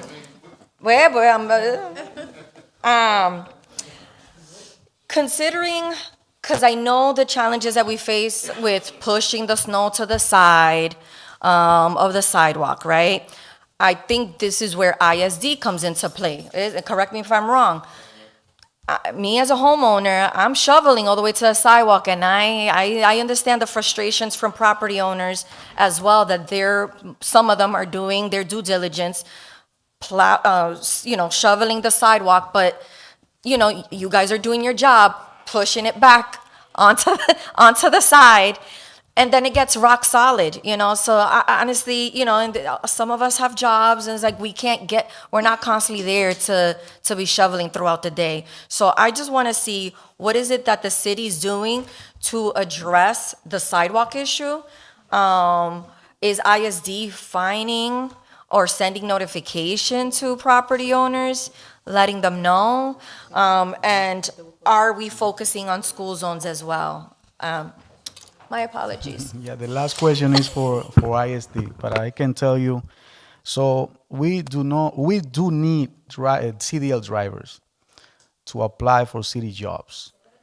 We need CDL drivers to apply for city jobs because we have big trucks that they require a CDL license to operate those trucks. Also, sometimes those CDL, they get the license and they move to the private sectors because private sector pay better. So we pay for the license and they just get the license and they go somewhere else. So, and that happens all the time. Once you have a CDL, you can get a better job. So I understand when the ordinance was approved, mentioning the blue lights. Okay, we're gonna turn these blue lights on. That's gonna tell all the residents that they need to, obey the or park like obey the parking ban. So that will be perfect if we turn those blue lights and everybody move to one side of the road. But that's not gonna happen. That's a miracle. So Code Red, you have to sign up to receive those texts. We send dozens of those texts.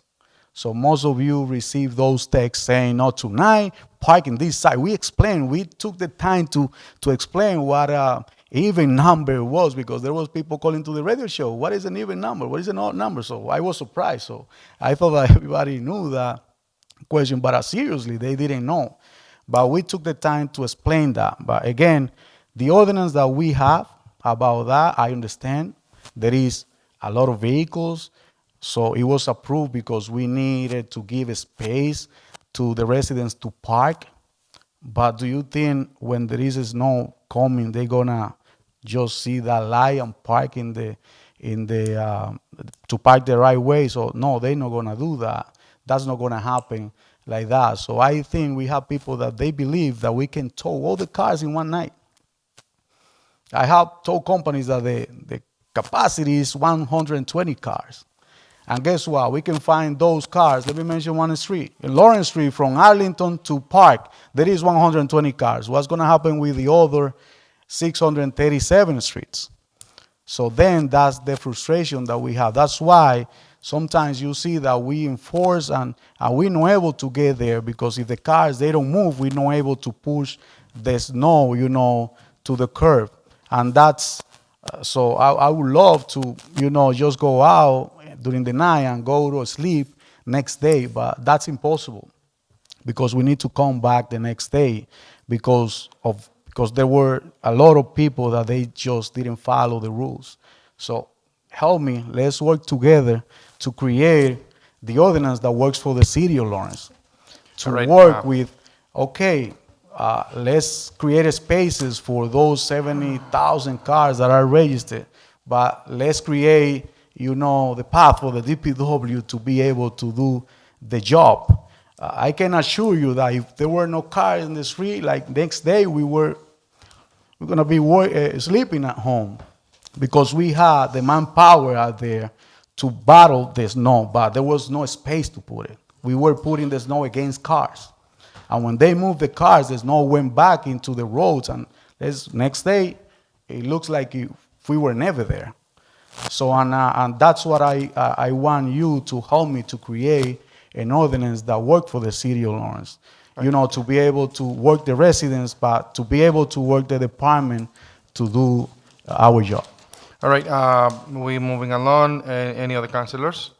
We're going into the second round. Councilor Infante, she was the first one. I didn't see you. Councilor De Rosario?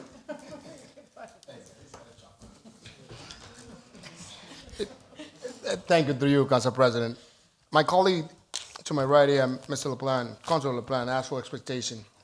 There was none given, so we don't know when this operation is going to be done, so we don't have no expectation. So we're going to tell the people, they be patient, we're going to wait. That's the message that I'm taking back to my people, no expectation. Good. I've been saying for the longest that if we are able in the city to implement or enforce 20% of the ordinance, people won't pay taxes. We have ordinance in the city that no commercial vehicle should be parked on the streets overnight. And I took a drive with snow, and you can see school buses full of snow. You can see trucks full of snow. You can see cleaning companies with the vans parked on the right side, right? They're all commercial vehicles, 6 and 7 vans and 6 or 7 pickup trucks on Haverhill between Hampshire and, what's the street right there? Between Hampshire before Broadway. There's a cleaning company there with 6 or 7 pickup trucks. Those are commercial drivers. They have commercial license plate. They all park on the streets.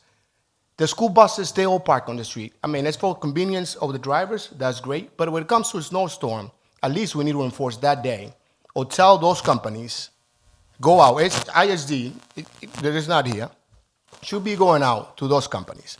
The biggest school company that we have, we know who they are. So we should be contacting those people. That all the drivers take their vehicles home. And where do they park them? On the street, yeah. We have 20,000 more vehicles, but we also have 500 or 600 commercial license plate vehicles on our streets, which it's illegal to park overnight. And nobody's enforcing those. Nobody's targeting those. So again, what I'm taking out of here is this. Those commercial license plates, we need to target those. We need to speak with the big school bus companies, because mom and pop's bus companies, they don't park it on the street. Amelia bus drivers, they park on this, they have the garage. I had one of the guys that has 8 vans to move kids, and he was looking for another parking space because his lease run out, and they want those spots for whoever lives there. So he's looking for spots. He's not parking them on the street. But the biggest company, the transfers our kids to school, they all park on the street. The drivers take the school bus home, and they park it on the street. Another thing is we need to enforce those. And again, I'm going back with no expectation of when this is going to be done. So thank you, Council President. All right, thank you. Councilor Infante? Thank you. Question? I have a question for Cirillo, if he's still here. Is he still here? Captain. It might be Captain Cirillo. Hi, Good evening. how are you? Hi again. Did we encounter any major commercial violations pertaining to snow this week? Yes. Commercial vehicles? No, not Oh. commercial Corporations. operations, dumping. I don't want to say. What I do want you- you to Yes. tell Say me it. because I know it. Just say it. Yes, today we stumbled upon, with the fire department, a area where snow is being dumped on a property from outside of Lawrence. It was being dumped inside of Lawrence. So where was this? What was the location? What is the Exact- consequence? I know it's South Broadway and Easton, I believe. It was State Street and Easton. Yeah, I think State State Street in the and back, Easton Street. Easton off of South Broadway. What community? And hold on. What community? And that was my other question. Which community was it? I believe the I know the snow answer, is but- being trucked out of Amazon parking lot in North Andover and dumped in a private lot in the city of Lawrence. And who responded to this call? Which city departments went? Lawrence Police, Lawrence Fire, ISD, and I don't know who else, Cap, Chief, and Inspectional Services, I believe, and the sewer department, as well as the sewer department. I was hoping. Okay. There was a full report done by ISD. I believe they issued a cease and assist order to the business, but I don't know where it is from that. I know ISD is involved. We did tow a few vehicles off the street over there, but the snow is being housed on private property. Okay. So, so one of the consequences is cease and desist letter, but what are the consequences? I'm assuming as we continue snow operation, we're going to find more. From a police side, there's really not. That's more ISD, inspectional services. So we did have a report. I believe Officer Cano was there with fire and ISD. We took a report, but that's more on the inspectional service ISD portion. How high was this pile? I would say at least 2 stories high. Okay. 20 feet? 20 feet? Yeah, 20 to 25 feet. I do have a picture on my phone that I could share with the council afterwards. Oh, probably, I don't know, but I would say at least 25, at least 2 stories high. You guys brought it back? Say it again? Was it brought back? I don't believe so. All right. So what are the next steps? So obviously this is something that I was waiting to see if this was going to be brought up because this is part of the snow, aside from community snow removal, right? It's a consequence. It's not particularly the city of Lawrence, but it's something happening to the city of Lawrence. Correct. That we should implement or consider when planning for major snowstorms. For the future, this could happen. It happened today. It could happen. Well, again, in the it's very future. difficult for the city to prevent that. Right, I mean, right. it is on private property. It is on a private lot. To my knowledge, I don't know if the chief or the director has any knowledge. I don't believe there was any permits secured to store the vehicle, store the snow on that site or anything like that. So So you mentioned. So was this dumping authorized? Because you mentioned it. From my understanding, it was behind a business. it was behind a business, and I believe, I'm not sure how it was brought to the attention of the fire department. It may have been a problem with a power line or vehicles, heavy traffic over. I'm not really quite sure how they got there this morning, but I was on scene. Officer Cano was on scene. I know power was cut to the power line, and I believe ISD was issuing a cease and assist order. So is this considered an illegal dumping? Because it is. I mean, dumping is not just trash, and that's a $10,000 fine. Yeah, I don't. I mean, It was really in a private property. That's. But is there a formal, I know. contractual, written, any agreement? Because So- if there isn't, then we're dumping in a municipality, and that's illegal. So why sewer department was there this morning is because that snow is gonna melt and it's gonna go into our sewage and we're gonna pay for the discharge. So we're gonna do some numbers on that and we're gonna add it to the cease and desist letter Thank that you. they received. Absolutely. So my understanding, if we don't have any knowledge or any record, first of all, it's crazy. Two stories. That's insane. There should be some type, aside from a cease and desist, there should be some type of fine and associated again, with I'm not this. saying there isn't. There could be with ISD. I just don't know Well- what they did or where they are with that. When DPW and ISD work together, I'm hearing that the director is going to be working on that with the water department under DPW. But if we come to the conclusion that there wasn't any, they should also be receiving an illegal dumping fee of that $10,000 as well.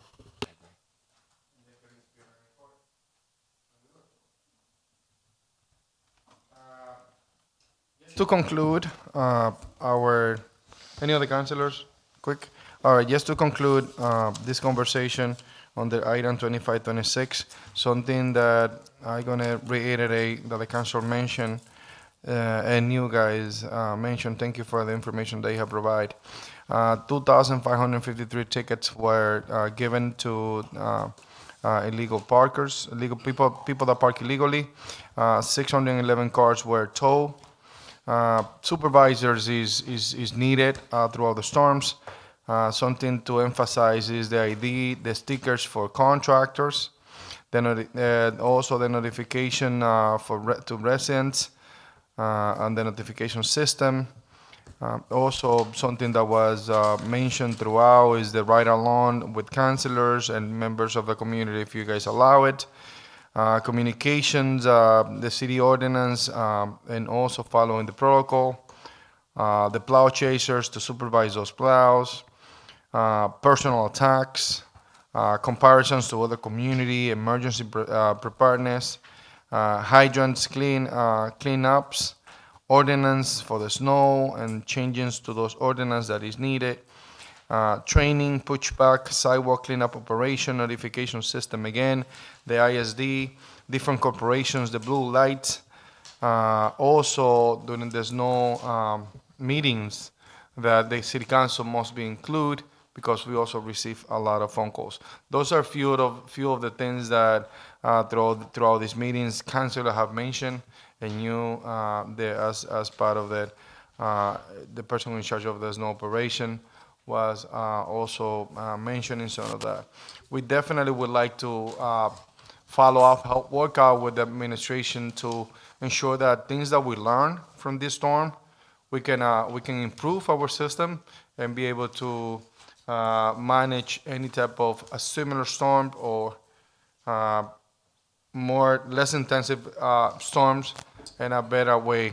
We also happen to have the emergency preparedness personnel here that is helping out the city, that can take some notes and potentially improve our future emergency management program.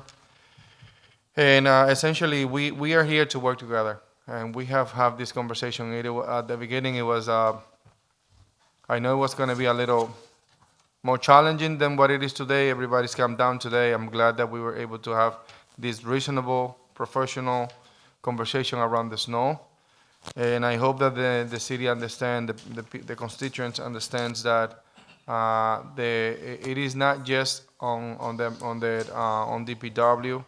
It is also on other members of the administration, but also the council and as well as the general public. We all need to work together to get a better result. Councilor, at this point, I'm going to first extend my gratitude to the administration due to the fact that they're here facing the issue.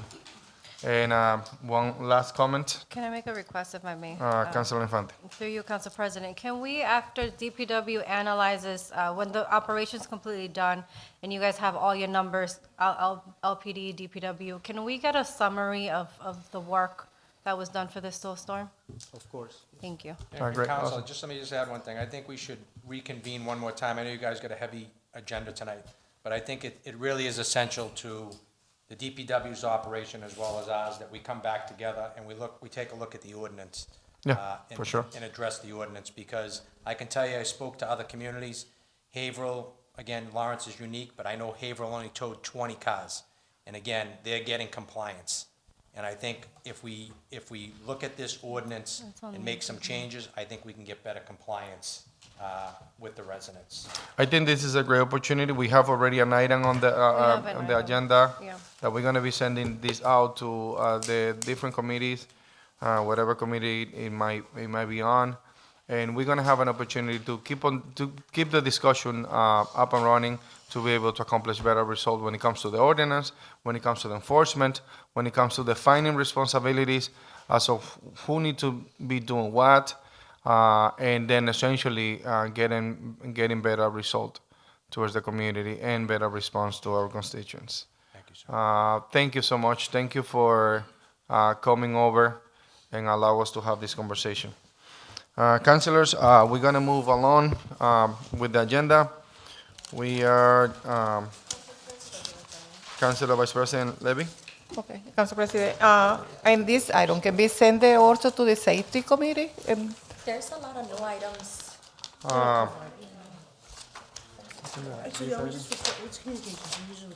Yeah. Just to So we're continue? going to add it as a new business and then we can refer to committee. Okay. Yes, so that, Yeah, and plus there is a couple of items for the snow removal here that we're going to. 43, 44, 45 at the end of your agenda. Yeah. Gio.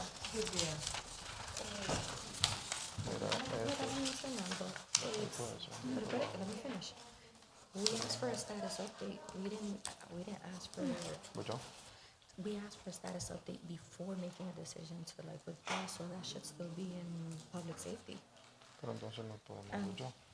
No, it was never requested to send it up. To withdraw, we asked for a status update. There's, This one, I just was gonna say 84, the attorney's waiting for that, Neil's online for that. Okay, let's go on top of the agenda. Let's go on top of the agenda. All right, we go on top of the agenda, item 48425, the creation of an ordinance for new position, energy advocate. Madam Clerk, please read the notice. We need to move along.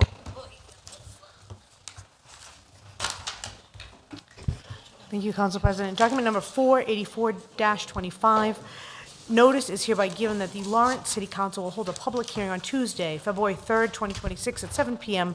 in the City Council Chambers, 200 Common Street, Lawrence, Mass., pursuant to Chapter 2 of the Acts of 2023, and in accordance with the recently revised City Council Rule 2. This meeting will be hybrid, allowing participation both in person and remotely to accommodate participants with health considerations that prevent them from participating in person. To receive access codes for remote participation, please contact the city clerk at eileen.bernal@cityoflawrence.com or 978-620-3230, or view the meeting on Facebook and YouTube.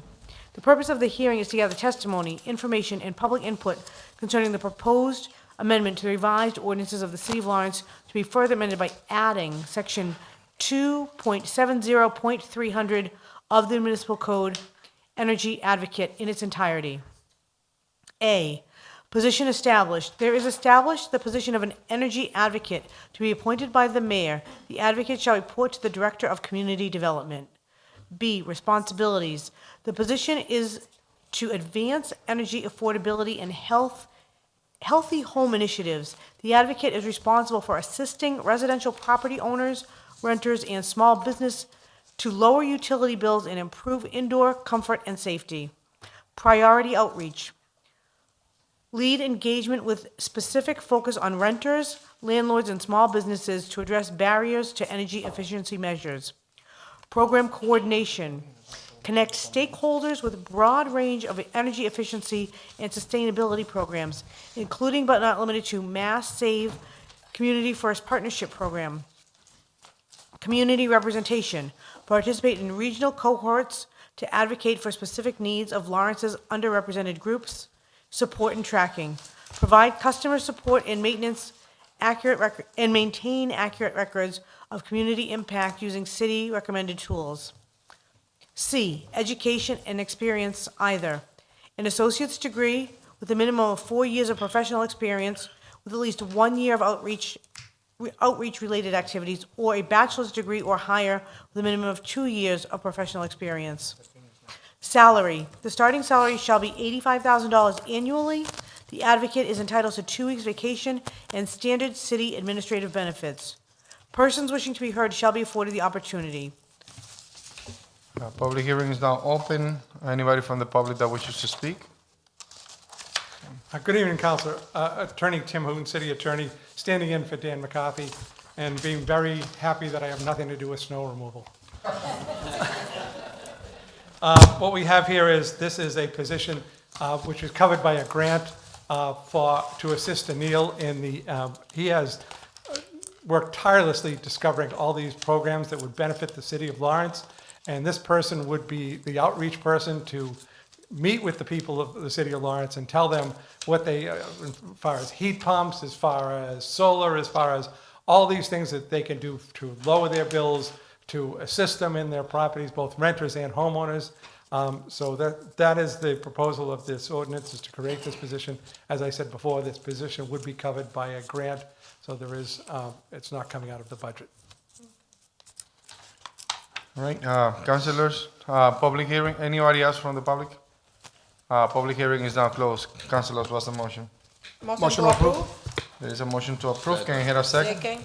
Properly Discussion. second, discussion, Councilor Infante. Thank you. I have, and now I'm just speaking for this counselor, not as a group, but I have reservations. This position sounds amazing. It sounds, I think the idea of it is great. However, I don't have the confidence that the administration will put someone qualified. We're seeing this trend time after time after time again. And we're wasting taxpayer money on people that don't have the minimum qualifications. And then we're adding assistant 1, assistant 2, assistant 3 to get a job that is required by one person. So I actually don't know how I'm going to vote on this. But overall, the idea of it is great. And I've been watching Governor Healy's press conferences as well. I know she's been tackling this at the state level, and it's something important. But I just don't have the confidence that we will get someone that's actually qualified to do this work. If I may address, I think, I hope this gives you some reassurance, is that this program is run by Anil, and anybody that knows Anil is that he is just the hardest working person, and for the city of Lawrence and for the people of Lawrence. This person will be working for him, and I believe will be chosen by him. Anil does not suffer fools gladly. I would expect that the person, as you can see, the requirement is an associate's degree or a bachelor's degree. The person needs to have some sort of an education. Again, I can't promise, I'm not hiring the person, but based on what I know and based on my dealings with Anil, I hopefully that would assuage your concerns. Thank you, councillors. Thank you for the opportunity to let me speak about this issue. So I'm sorry, before Neil goes, just for clarification. So this position would be working with the energy advisor to the mayor? Yes. Which is Anil? Yes, correct. Okay. All right, continue. Because he gets all these programs, so. No, I know. And I don't want to say more, but, Neil isn't the person you want go out in the community. So this would hire someone that would be the legs of the. No, I know Anil is very intelligent, and I know he knows this stuff inside and out. And when he comes, sometimes it's so high level because he knows it so well that I need to tell him, like, can you repeat that again? So I know he's great. But that doesn't mean that the administration won't apply pressure to put whoever it is that they want for this position. We see it time after time after time. I understand that. I think Anil could again. address that himself. All right, Mr. O'Neill, do you have anything to add to the discussion? Yes, councillors, please appreciate that I won't be working 3 years to bring somebody who cannot deliver on the program. This is too precious. This is too important for the entire city of Lawrence, entire taxpayers of Lawrence. There has been so much injustice in the whole process. This person better be there doing the job the best possible way. I'm going to make sure that that person selected has the qualifications. So if you can trust me on that, I would really appreciate that. But I'm going to be personally interviewing very hard, and we are looking for the right people. So please go ahead and approve this position, and we will make sure that the right person is hired for this position. It is too important. I would be working 3 non-stop years to bring these programs to the city, and then to find that, oh, well, things didn't work. I could have done that. I did not do it. And as you know, I'm not taking any salary or anything like that. So anyway, please go ahead. This is at least, I can assure you to the best I can that this person that we will be hiring, I will have to be very happy to get this person, because I want to not work so hard anymore. I can't do it. All right, thank you, Mr. O'Neill.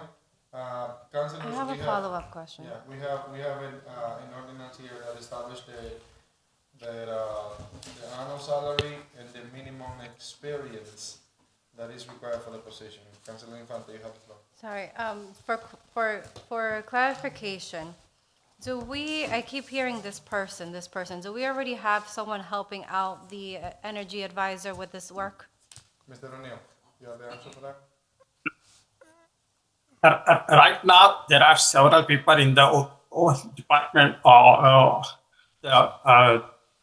the Office of Planning and Development, Dan McCarthy, and we have also several people like Charlinette and Martha Wallace, they all have been updated with all kinds of things that I'm doing so that they are very much up to date with where I am, what I'm doing. I'm also working with GLCSE. So it's a multi-departmental program, but as far as the details and the nuances, unfortunately, I had to dig out a lot of information from places that very few have the patience to do it. Just so you know, Lawrence is the only city who got one of the best program because we were so diligent about doing these things, and now we need someone who can execute on it. Thank you. Councilors, any other questions? Right here. Councilor Plan. How do we get to $85,000? How do we get to that number? That's in the grant. Okay. Number two, most of our ordinances in the city, I realize the city that we're living in, it says we must be fluent in English and in Spanish. In the past, we've been, and I'm not sure we've ever had this kind of requirement for a multi-language. Usually we have English, Spanish preferred as part of it. And I'm just wondering why we are taking a different tact in this one. I think because this would be dealing with the general public of Lawrence, and I think they're going out to individual homes, so I think, excuse me, I think it would be beneficial for the person to be able to speak to the people he's trying to encourage these programs. So rather than have a translator, it would be beneficial if the person was bilingual. I get that. I just think that this is I think the first time, unless someone else remembers another ordinance that we have on there, I just think that we've been successful, I think, in the city to this point in having that preference language inside our ordinances. We're probably going to get some, that's just an important skill. Having the multi-language is an important skill. Just like being an attorney has an important skill, but we're not requiring these things. But it makes somebody actually, if you have two languages, you're much better equipped to do it, and that would be a good thing. Council, I would have no objection if you wish to make an amendment to say preference for someone fluent in English, changing the word of that. I have no problem with that. I'll make a motion that, is there a motion on the floor already? There's a motion to approve. I'll make who made the motion? Madam Clerk. Councilor Del Rosario. Oh, is that? Would you be willing to take a friendly amendment, Councilor, to have English and Spanish preferred as part of the requirements?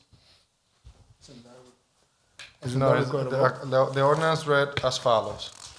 Requirements must be fluent in English and Spanish. So now the friendly amendment is that must be fluent in English, Spanish preferred. That's the change. Consistent with our rest of our ordinances. I would take the friendly amendment. All right, the friendly amendment has been accepted, Madam Clerk. Did you take the notes? I did. All right, no problem. We continue with the discussion. Any other councilors? Council President. Councilor Infante. I would like to propose a friendly amendment as well to the ordinance. And I think this should be a good housekeeping for future ordinances involving positions. But I'm proposing to Councilor Del Rosario the following, specifically to add as an ending to section C of the ordinance, and the language would be as follow. Any appointment made to the position of energy advocate that does not strictly adhere to the minimum education and experience requirements set forth in section C shall be deemed null and void. Failure to maintain these qualifications or the discovery of lack therefore shall be grounds for immediate removal from the position. Do you accept the friendly amendment? I'll accept the friendly. The friendly amendment has been accepted.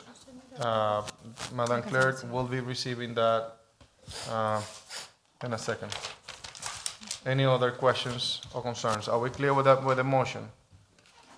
So the minimum required will be as per the ordinance as well. So if there is not the minimum requirement met, the grant will be deemed as not valid. Any other questions? I'll call the questions. All those in favor, please say aye. Aye. Any nay?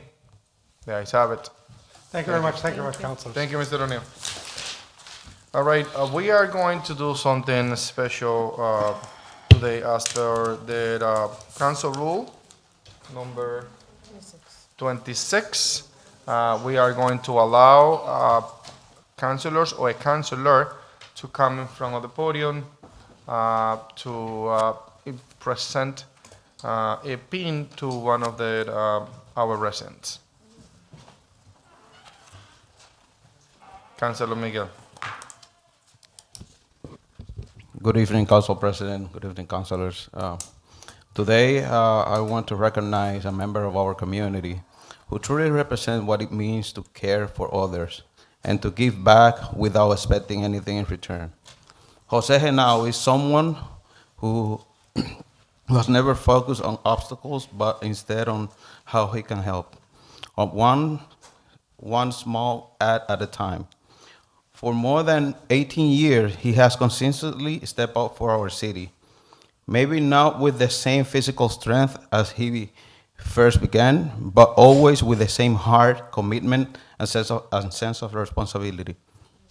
During the most recent winter storm, as he has done many times before, Jose took it upon himself to clear snow and make fire hydrant accessible. These are quiet acts of service, often unseen, but they matter. They help keep our neighborhood and our neighbors safe, support our first responder, and remind us that real communities start with looking out for one another. What makes this especially meaningful is the example he sets. His action shows the next generation that when challenges arises, the right response is empathy, collaboration, and stepping up for your neighbors. For all these reasons, it is truly an honor today to present the pin of the City of Lawrence to Jose Henao as a small token of our deep appreciation for everything he has done and continues to do for our community. Thank you, Jose, and thank you for reminding us what community is all about.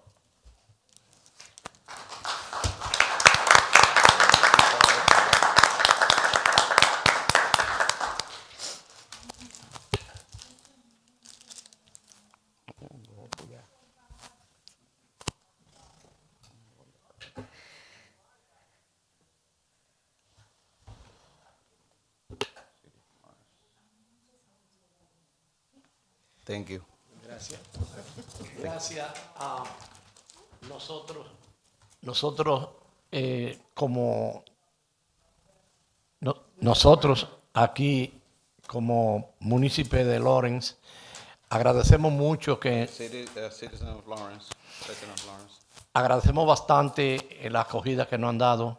We appreciate the welcoming for us. Hemos nacido para servir gracias a nuestros padres. We have born to serve thanks to our Father. Y el servicio es algo innato. And service is something that we are born with. Porque el servir a los demás es la mejor obra de una vida. Because serve others is the best,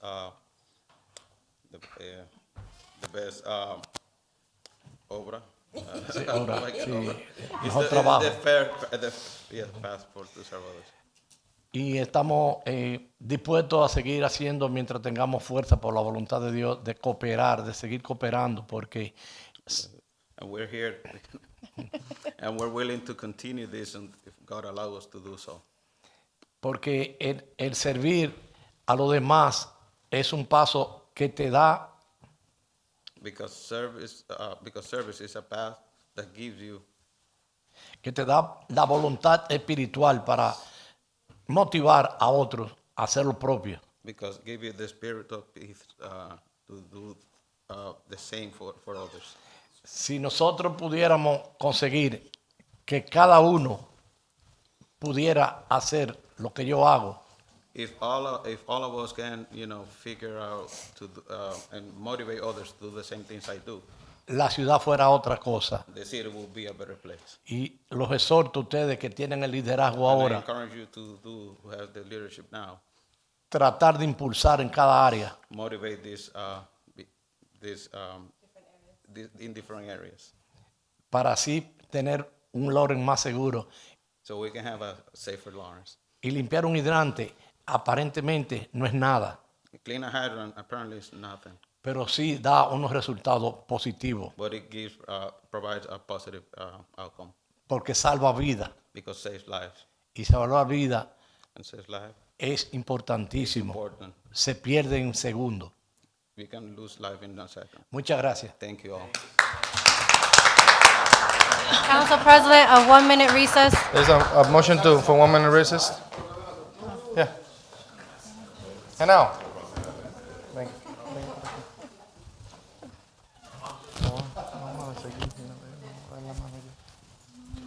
Ok, está bien, vamos a hacer eso.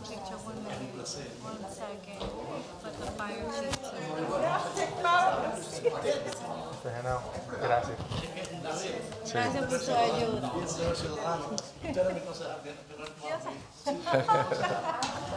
Gracias por la ayuda. One minute recess. ¿Se puede poner ahí? Motion for a 1-minute recess. There is a motion for 1 minute recess, properly second discussion. All those in favor, please say aye. Aye. Aye, thank you. Fire Chief, can you join us for this picture, please? Chief? Advisor Spanner, if you would like to join as well as part of the administration.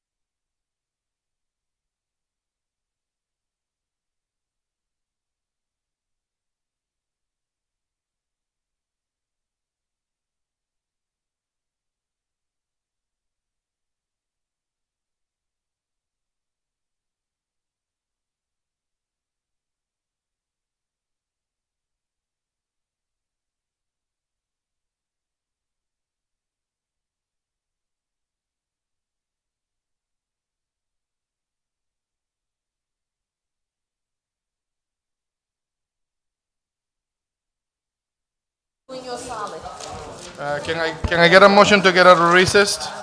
To resume the meeting. There is a motion on the table, properly second discussion, there is none. All those in favor, please say aye. Aye. The ayes have it. Let's go now to budget. All right, councilors, let's go to Budget and Finance Committee. We have item 426. We have the CAFO Ceballo here. If we're making, we start with 826. Yeah. Thank you. Through you, Council President. Through you, Council President, we're going to start with item 8-26, the transfer of funds in the amount of $100,000 from the Emergency Management Permanent Salary and Wages to professional services under the Fire Department. This was sent up with a favorable recommendation, and I make that as a formal motion. There is a motion on the table, properly second discussion. We have CAFO Ceballo here to entertain a few questions. Oh, discussion, quickly. Councilor Council Infante. President, the committee asked for the RFP process. We did receive the councilors. We do have that recorded in case Budget and Finance Committee members have further questions. I just want to make sure that everyone sees that. Thank you. Everyone saw that. You see this? No, that's not the item that we're dealing with. Mhm. We're dealing with the 0426. Yeah, 0825. You're 826. presenting? Yep, Oh, yep. all right, 826. Do you have any questions in regard to this transfer fund of $100,000 from energy management to permanent salary, from permanent salary wages to the professional services? I do have an additional follow-up question. Councilor Infante. Thank you. Advisor Spanner, if I may, through you, Council President. During the budget and finance discussion, we did talk about how this was brought up through a suggestion by one of my colleagues during the budget hearings. So now I guess my question is, we're taking funds from the salary of the position that was created, but now I guess if that position gets reallocated with funds, what is this individual for this position going to do? Because my idea, what I'm thinking is this person should be able to come up with a plan, should be able to do at least majority of the work that has already been done. So what is the future of this position? Yes, good evening again. For those that were not the councilors, through you, Council President, for Councilor Miguel and Councilor Gonzalez that were not part of it, at that time, during the budget process, the idea of Councilor LaPlante, when we were dealing with the emergency management position, was one of the suggestion or recommendation that was made at that time to first hire a consultant. And the administration went along with the recommendation. And therefore, we went out to this bidding process in which the Golden Thread agency was selected amongst others, which you have in the memo.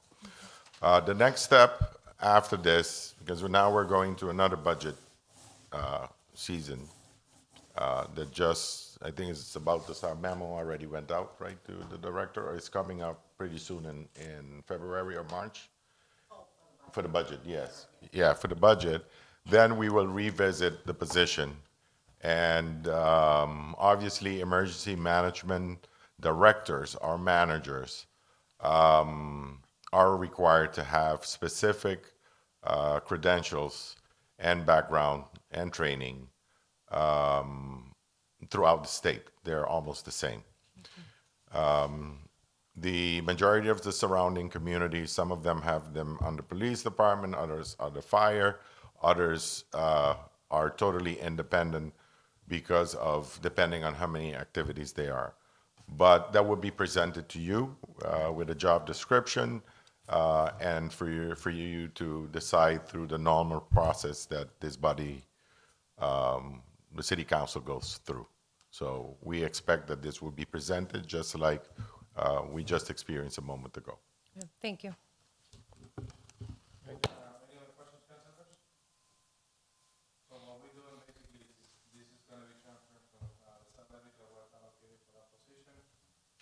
To the professional services related to emergency management plan that we are developing for the city of Lawrence. Any questions? Council President, one more Councilor thing. Infante. Sorry. Quickly, if we can have the agency, the Golden Thread Golden Agency. Thread, I was gonna their background is great.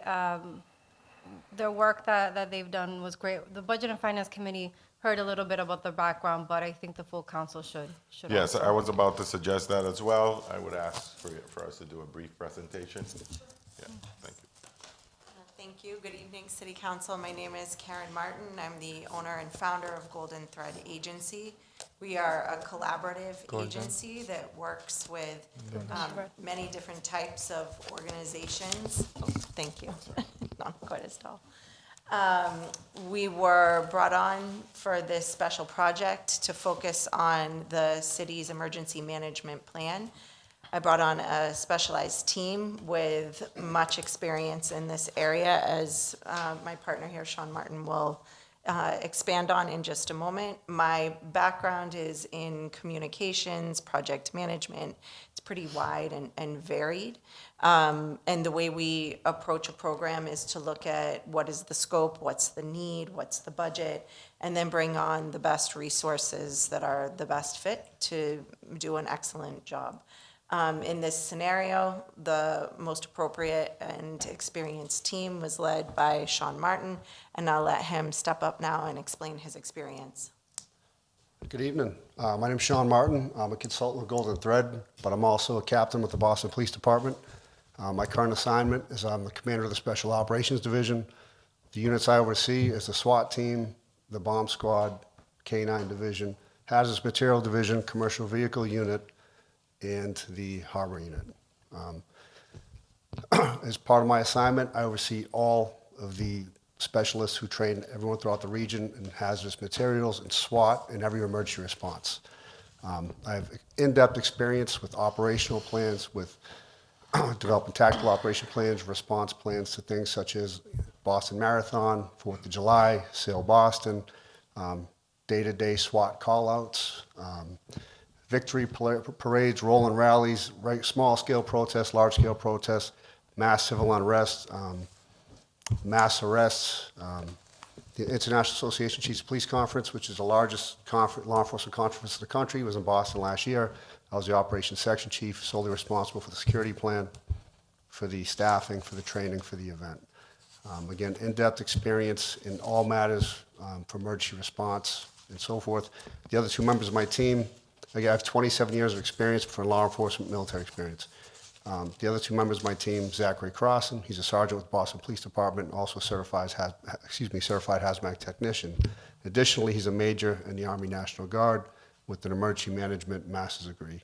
The last member of my team, Michaela Kreger Texera, she worked for the Office of Emergency Management previously for the City of Boston, has drafted over 40 emergency management plans for the City of Boston itself, has 3 years of federal experience drafting emergency management plans, 6 years local, state, and state plans. She also has a master's degree in emergency management with additional certifications for emergency management. Further, she does training and conducts workshops to teach municipalities on how to draft emergency management plans. So we have a very experienced, educated team who ran this project and gave you a great product to help your department heads and your administration push forward with your emergency management response. Right. Any other questions, councilors? Briefly, as part of this emergency management plan, there's a secondary also project for training in the community, but that would go through a separate RFP process. Okay? Thank you. All right, no problem. Councilors, any other questions? I hear none, so at this point, I'll call the questions. All those in favor, please say aye. Aye. Any nays? The ayes have it. Going to the top of the agenda item of the Budget and Finance Committee. Madam Chair, for the Budget and Finance Committee, item 0426. Item 4-26, SEIU Local 3 Laborers Union Collective Bargaining Agreement, known as CBA, is a transfer in the amount of $95,279 from the general fund and enterprise fund accounts to vary salary funds to fund the CBA, and that was brought up as a favorable recommendation, and I make that as a formal motion. Second. There's a motion on the table, properly second. Discussion about the contract.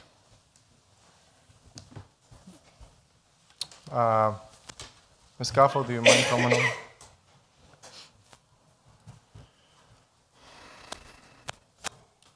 Can you please disclaim things that I brought up to you during the conversation when it comes to the stipend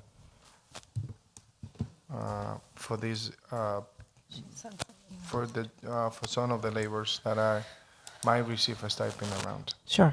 Good evening, councilors. Ramona Ceballos, CAFO. Per our conversation, you requested that we have all the qualified recipients of CDL license as well as hoisting licenses. We are actually in the process of collecting all those licenses, the front and back, to make sure that there's no qualified or exceptions that we need to take into account. The DPW department, as well as the payroll department, is gathering all that information to make sure that only qualified individuals will receive the stipend. So the DOT medical certification was also part of the conversation. Right. I have to work with them on that because they already have all the licenses photocopied and they forwarded to payroll. So we just need to work with the department to make sure that we do that part as well. Yeah. I have to As a coordinate matter of fact, between. that is a requirement for the state once you're driving a truck, that you have to have that DOT medical exempt. Mhm. Basically, it's for you to be able to drive. So, but it's good to have the car, so we be able to identify, oh, this person is physically capable of driving those vehicles. Mhm. Also, on the hosting license, that there is the same idea, having the DOT medical card that expires every 2 years, and we got to make sure that every driver is in compliance with the FMCSA regulations, which is the federal regulations in regard to those specific license. FMCSA. And last part of the conversation was around having an authorization signed by the members that are receiving those stipend, which is $3,000 if they have both license.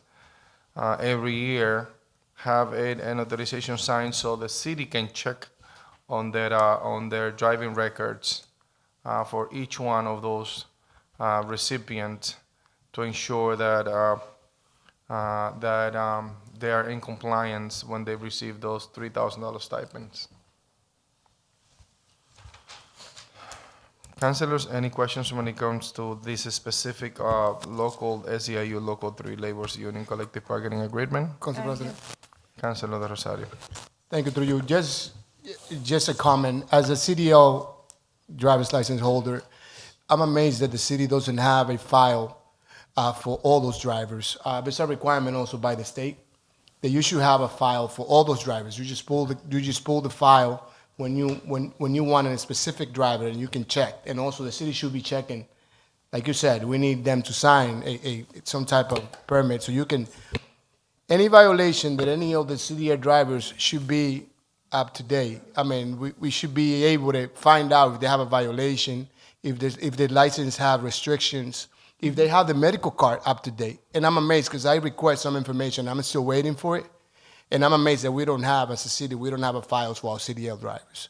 So it's a recommendation also if we can have the city create a file where you have all those CDL drivers information, up to date medical cards, the MCI permits and all that stuff up to date. I mean, when I say up to date, it's up to date and somebody to keep on record when are they going to expire. It's like I get text messages when my medical card is going to expire because you got to renew it every 2 years.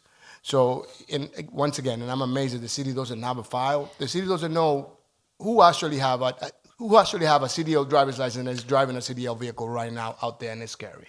So we do have a list. I just wanted to make sure we do have a list of everybody that we have that has a CDL license and a hoisting license. But again, we just went in and make sure that we requested a copy of the front and back to make sure we have it in our records, to make sure that none of them have expired and everybody's up to date. But we do have a list, Council. I just want to make sure.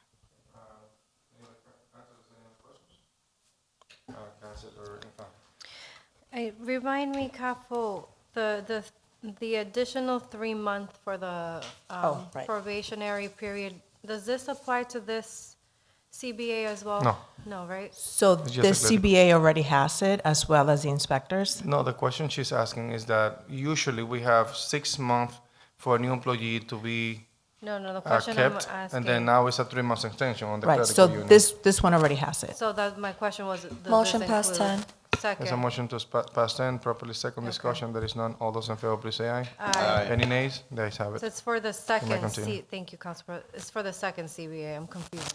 So the inspectors, as well as the laborers, already have that clause of extension of 3 months.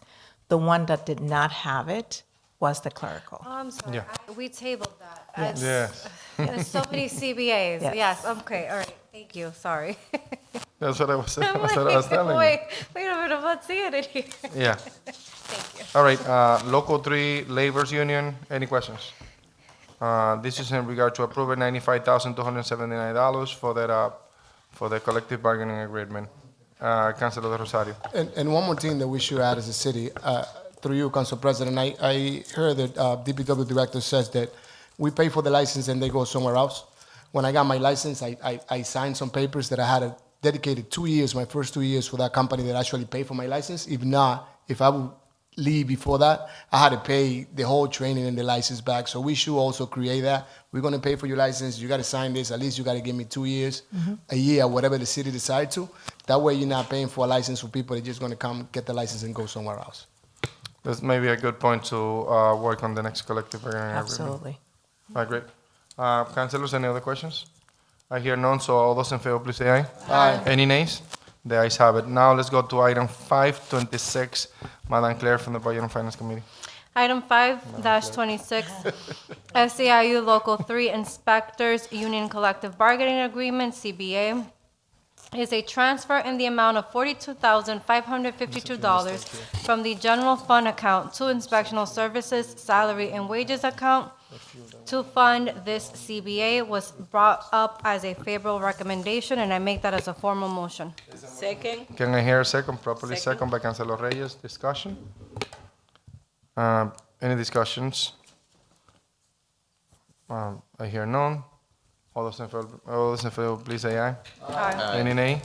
The ayes have it. Thank you, Ms. Caffo. Thank you. Have a good night. I'm sorry to hold you that late. Council President? Councilor LaPlante. On item number 0826, the emergency management permanent salaries that we already voted on this evening, I would like to make a motion to reconsider to be able to offer an amendment to waive the 30 days. So I'm making a motion to offer, motion to reconsider for document 826. All right, there is a motion to reconsider. Everybody's on the prevailing side. Properly second. All those, any questions? All those in favor, please say aye. Aye. Any nays? The ayes have it. Council, I'd like to make a motion that we adopt document 826 and waive the 30 days. There is a motion to adopt item 826 and waiving the 30 days. Properly second discussion. I hear no. Discussion real quick. The reason Discussion? why we're doing it, they haven't gotten paid since July, so it's not like we're doing it for any special reason. It's been a while Understand. that they haven't gotten paid. Yep. And plus all those documents are pretty much done. Any questions? There is none. All those in favor, please say aye. Aye. Any nays? The ayes have it. Now we're going to. Do we have anybody from that? Council President, Do you have another item? Okay. Yes, thank you. No problem. Appreciate it. So now going back to public safety, we have few items here on public safety that need to be withdrawn. Not all of them. I think that it was a miscommunication when it comes to bringing the item to the full council. But I believe that, as per the discussion with the chair of the safety committee, I believe that only item 34819 and 2120 are for withdrawal. Correct? 34819 and 6120. So the rest of those items are going back to the public safety. All right, item 34819, Madam Chair of the Public Safety Committee, please provide us with a report. So item 34819, the hookah use prohibited on public ways by adults and minors. It was addressed at the Public Safety Committee and the recommendation to withdraw, and I submit that to you in the form of a motion. There's a motion to withdraw. Second. Properly second discussion. Discussion. Councilor Infante. Thank you. My question to the chair is, what's the main reasoning? Because we still have those issues that we see throughout the summer, especially, during the spring and summer. Okay, so the main purpose of, so the majority of the items that you see before us that we're not addressing, and there's a misunderstanding, is because we are asking for updates before making decisions to withdraw, if that is the course of action to take. I'm just seeing that a lot of these items, we have a 2013, 2014. So it's like, just trying to follow the lead of what I've seen in the ordinance committee and trying to make sure that we don't have items that are just sitting there.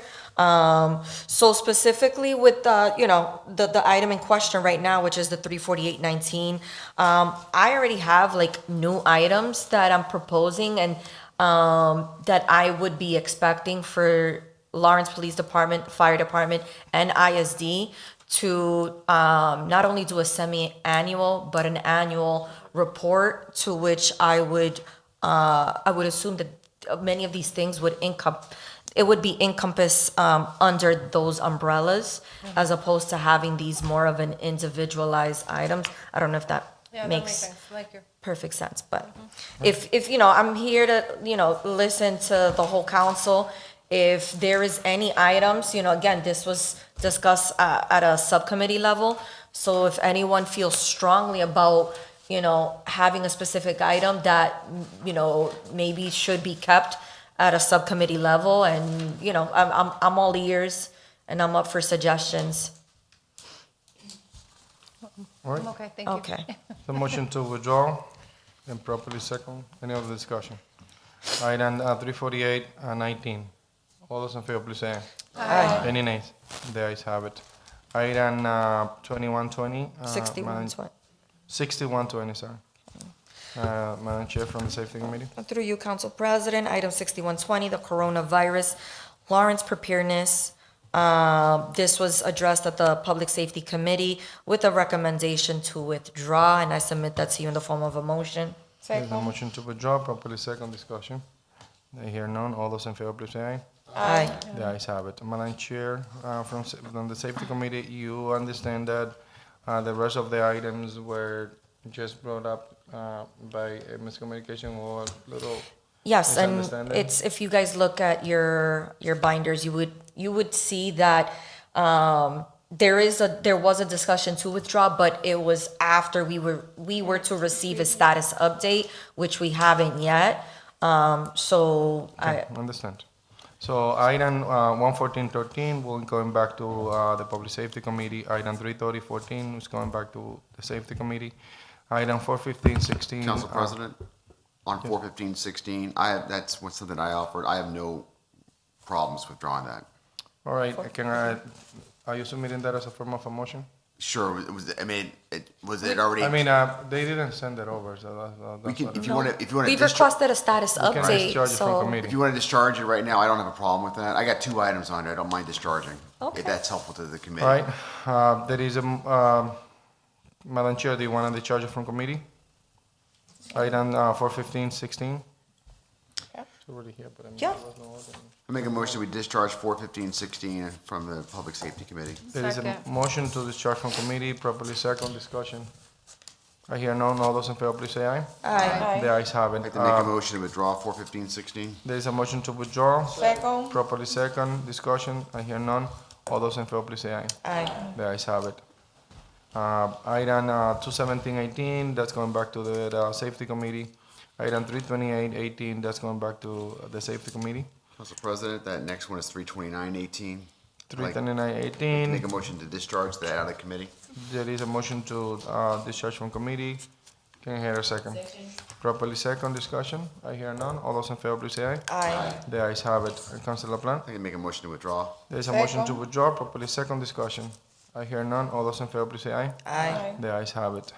Item 34919, that's going back to the ordinance committee. Item 35619,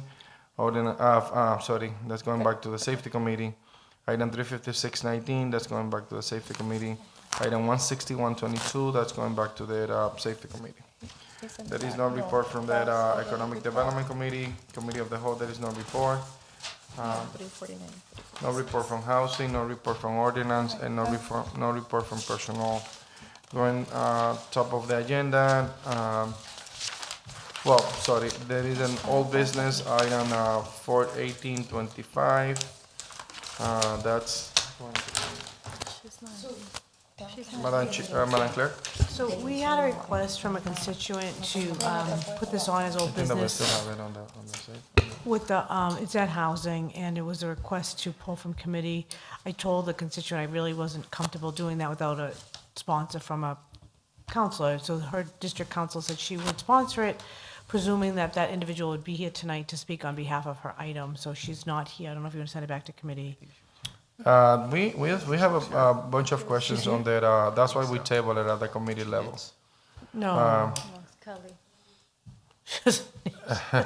That's why we question her at the committee level, because there's gonna be some clarification that we ask the attorney. Yeah. When it comes to the new law that took place, that once we declare as a surplus, we are not necessarily on some parcels, we are not necessarily gonna take another bite to the apple when it comes to specific property that were take by the city through a foreclosure procedure. So we are waiting for some information when it comes to that, to make sure how the council should proceed. So at this point, so I'll send this item back to committee, to the housing committee. Can I make a motion to request correspondence and updated correspondence from the city attorney? Yeah, that's what we did at the housing committee. Oh, you We're did? waiting for that. Okay, okay. Top of the agenda, we have one more public hearings that we're gonna entertain. Madam Clerk, please read the notice for item. Motion to waive the preamble. There is a motion to waive the preamble for item 49125. Can I hear a second? Properly second, discussion. I hear none. All those in favor, please say aye. Aye. The ayes have it. Item, Madam Clerk, please read the notice for 49125. Docket number 491-25. The purpose of this hearing is to gather testimony, information, and public input concerning the petition presented by Verizon New England, Inc., requesting the City of Lawrence, Mass. By and through its city council members for permission to lay and maintain underground conduits with the wires and cables to be placed therein under the surface of the following public way or ways. Document number 491-25, Lowell Street, to place one new 4-inch conduit approximately 60 feet in a northeasterly direction from the existing pole P3043, located on the southerly side of Lowell Street, to the property line of 55 Lowell Street. Copies of the relevant plan for the above referenced petition is on file with the office of the city clerk and may be viewed upon request. Persons wishing to be heard shall be afforded the opportunity. Public hearing is now open. Anybody from the public that wishes to speak? Public hearing is now closed. Councilors, what's the motion?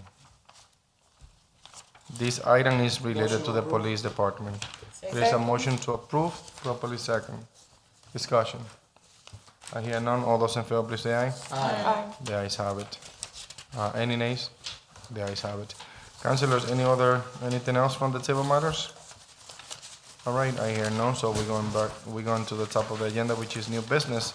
Item 2726, authorization to spend $13,900. SFY 2026 Commonwealth Project Safe Neighborhood Initiative, Massachusetts State Police. That's going to the Budget and Finance Committee. Item 2826, declaration surplus property 15A Boston Street.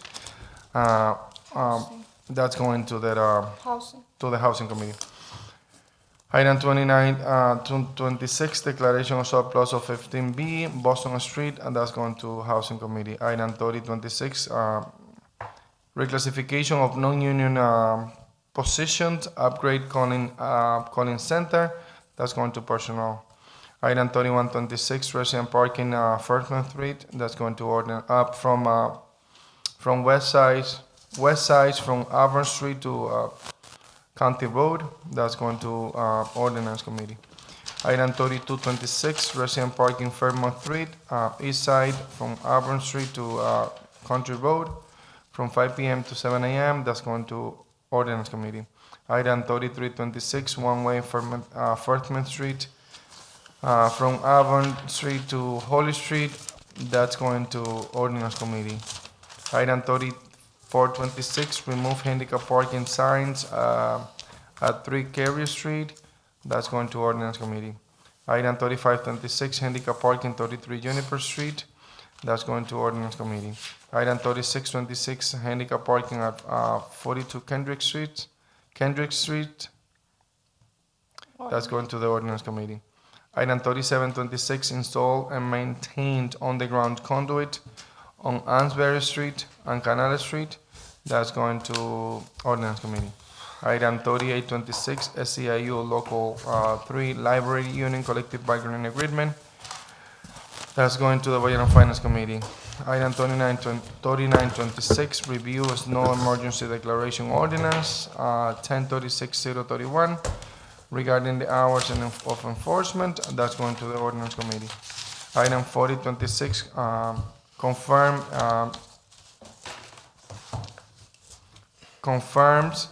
the appointment of Adonis Rodriguez to the Lawrence Redevelopment Authority.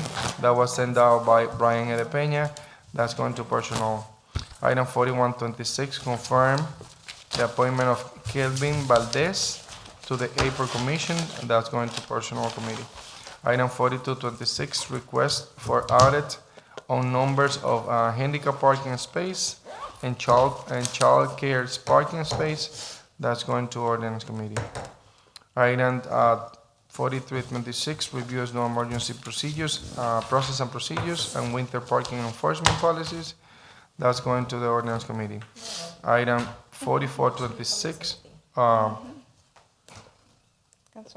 I'll send that to, if it is a review of the ordinance, and then the ordinance committee have to take note.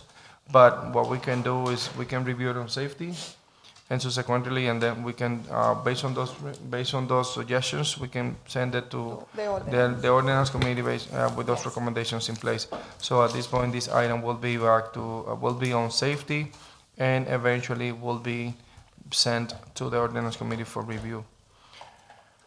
Item 4426, review process of alerting residents on winter parking bans and activations. That's going to safety, the same process, safety. Item 4526, request presentation of annual report and semi-annual report from police, fire, and inspectional services. That's going to the safety committee. Council President? Councilor Infante. Speaking of the reviews, I just made note to myself, and I was looking for the item under tabled items, but I didn't see it, to untable and then have this discussion. But the quarterly report, so we have the fire departments here from October 1st to December 31st. I saw our CAFO sent her quarterly report via email. Can we get a list of the departments? Because I know some departments' ordinances are slightly different, but Yeah. I feel like we've been getting them all over the place, and some don't even send the quarterly reports when they're supposed to as an ordinance. All right, let's send correspondence to the mayor and the mayor's office so that they can request, as per the ordinance, the quarterly or the annually or biannually report for the different departments. So let's send correspondence to the mayor about that specific ordinance. So you have, okay. So can I get a motion to send correspondence? Okay, so I make that motion. Second. There is a motion to send correspondence for the specific report. Properly second discussion. I hear none. All those in favor, please say aye. Aye. The ayes have it. Council President? Councilor Mamo. I'm not sure if the wording matters, because I was reviewing the new item that I was proposing. It's gonna be sent to ordinance. Give me 1 second. It is, I'm so sorry, guys. The review, snow emergency declaration ordinance. So I'm not here to review it. I'm proposing to make an amendment to it. So I'm not sure if the wording matters here. And if it does, that's something I don't know if it matters to address it now or if that's something that could be discussed once it's submitted I think that, at a subcommittee level. I think that to be fair to the director of DPW. They have a good ideas of how the operation should be, how the operation should accomplish better results. And with that, the scheduling also, it's an important point, an important matters to them. I think that once we discuss it at any committee, will take their suggestions as of how the department should be run, this non-nice operation, and we can analyze that. It can, that matters could be handled at the ordinance committee if we're looking for a change right away, because subsequently what they're gonna do is they're gonna be sending correspondence to the DPW and request those informations. Or we can discuss it at the safety, but I think that just due to the fact that we're gonna change the timing I of get the it, but if operation, I'm, I think that ordinance will be I better understand, fit. but if I'm submitting a request to do something, regardless if anyone feels that you guys have an opinion that it should be handled differently, don't change my request. If I'm sending a request to the city clerk that I want to submit an item to the agenda and I want X, Y, and Z, I want to see X, Y, and Z. Then once we come to the meeting, and if you guys feel that we can make an amendment to that request, then we make that amendment there. I Don't. apologize, Council, it was not my intention That to was- change the meaning of your document. I just was If trying to, it was changed, and then we can reword it. I mean, accordingly. I completely agree, definitely. So this, You sent it this, very informally, so I tried to like beef it up to make it a little more, I threw the ordinance number in and everything, tried to make it more effective. I put in the word review, but probably should have the word amend there if that's what you prefer. That was not my intention to in any way change your intention.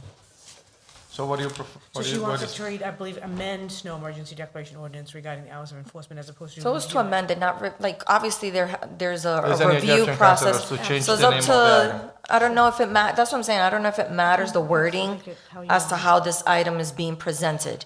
It could be, the interpretation of the item could be different. So, councilors, there is any objection to the amendment of the item, the wording? I'm happy to make that before Yeah, it's a let's, committee, let's, but no let's, problem at let's all. make the amendment if it is no objection. No, I think what the counselor is trying to do, I think, is the right thing. I think the wording that has it on as a title here makes it sound as though we don't know, she doesn't know what she wants, she just wants to talk about it Yeah. and then come up with something. But I'm looking at the first one here, there's actually, I think, language in here, I think, that's something that the counselor wants to change, or that she's got an idea that she wants to change, I So think. yeah, initially I had requested to make an amendment to the original ordinance. So there, again, I'm not trying to discuss the nitty gritty, but there's a time stamp as to when these parking ban comes in effect, and that was the whole point of making an amendment to that original ordinance. So, So the current ordinance is from 12 to 6 p.m. So the changing and I had on the requested to have ordinance it is like to change to from whatever. 12 a.m. to, so a whole day. It's 12 a.m. So what was that? Doesn't stop. It doesn't, yeah, it'll be like, exactly, it doesn't stop. So that was the request of my, Yeah. so again, it says review, and review is very, it's like a blanket statement. I got you. Yeah. So we will, the city clerk will change the language as per it was, the intent was. Councilors, any other suggestions? All right, at this time, councilors entertain dates for different committees. Ordinance, Ordinance, February the 9th, that is a Monday. Monday. Yes, because we are not going to be here on the 10th. We're not? Huh? Most of the, Councilors, we good with Monday for ordinance? You going on that trip? Where you You go? go on that trip?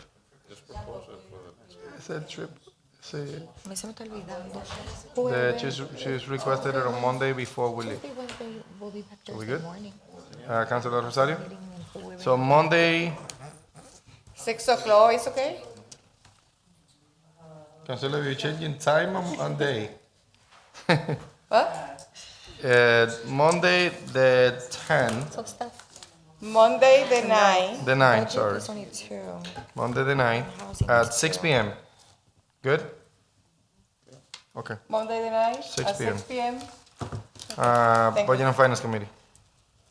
So I'm gonna have the same issue. That's the 11th. Wednesday, are you, so Do you want to do the 9th? the 9th at 7. The ordinance is longer.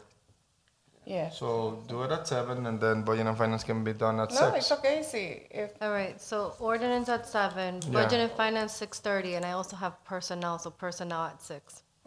6, 6:30. So which one And is at 7. 6? I apologize. This is personnel. 6 is personal. And then Budget budget and finance 6:30. 6:30. Ordinance at 7. Ordinance is 7. so personal at 6. Housing. It's next week. You can't squeeze them in for Monday.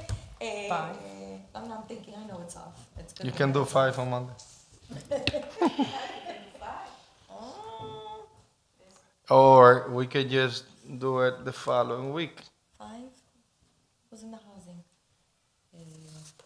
No, the traffic, everybody's getting out of work at 5, right? No, that's it's gonna be an issue.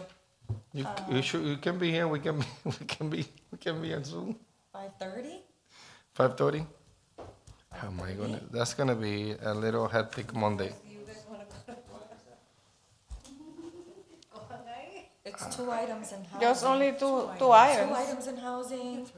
2 items on personnel, and then a few items on budget and finance. So if we expedite it and be effective, We're I on think time. that we'll be able to do it.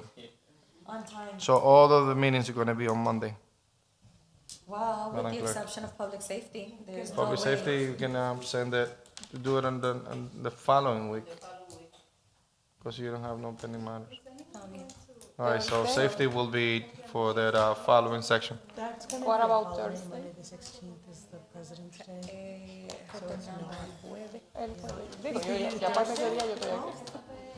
We'll just do it after the meeting. Yo no se lo voy a no fue yo la que me lo hice, tengo que hacer book. Ya era el mediodía de aquí. No, not yet. Yeah. Or even to do the 18th or the 19th. Yeah, but I mean, just leave it. All right, this time I entertain a motion to adjourn. Motion to adjourn. All those, motion, there is a properly second by Councilor Levy, Councilor Vice President Levy. All those in favor, please say aye. Aye. The ayes have it.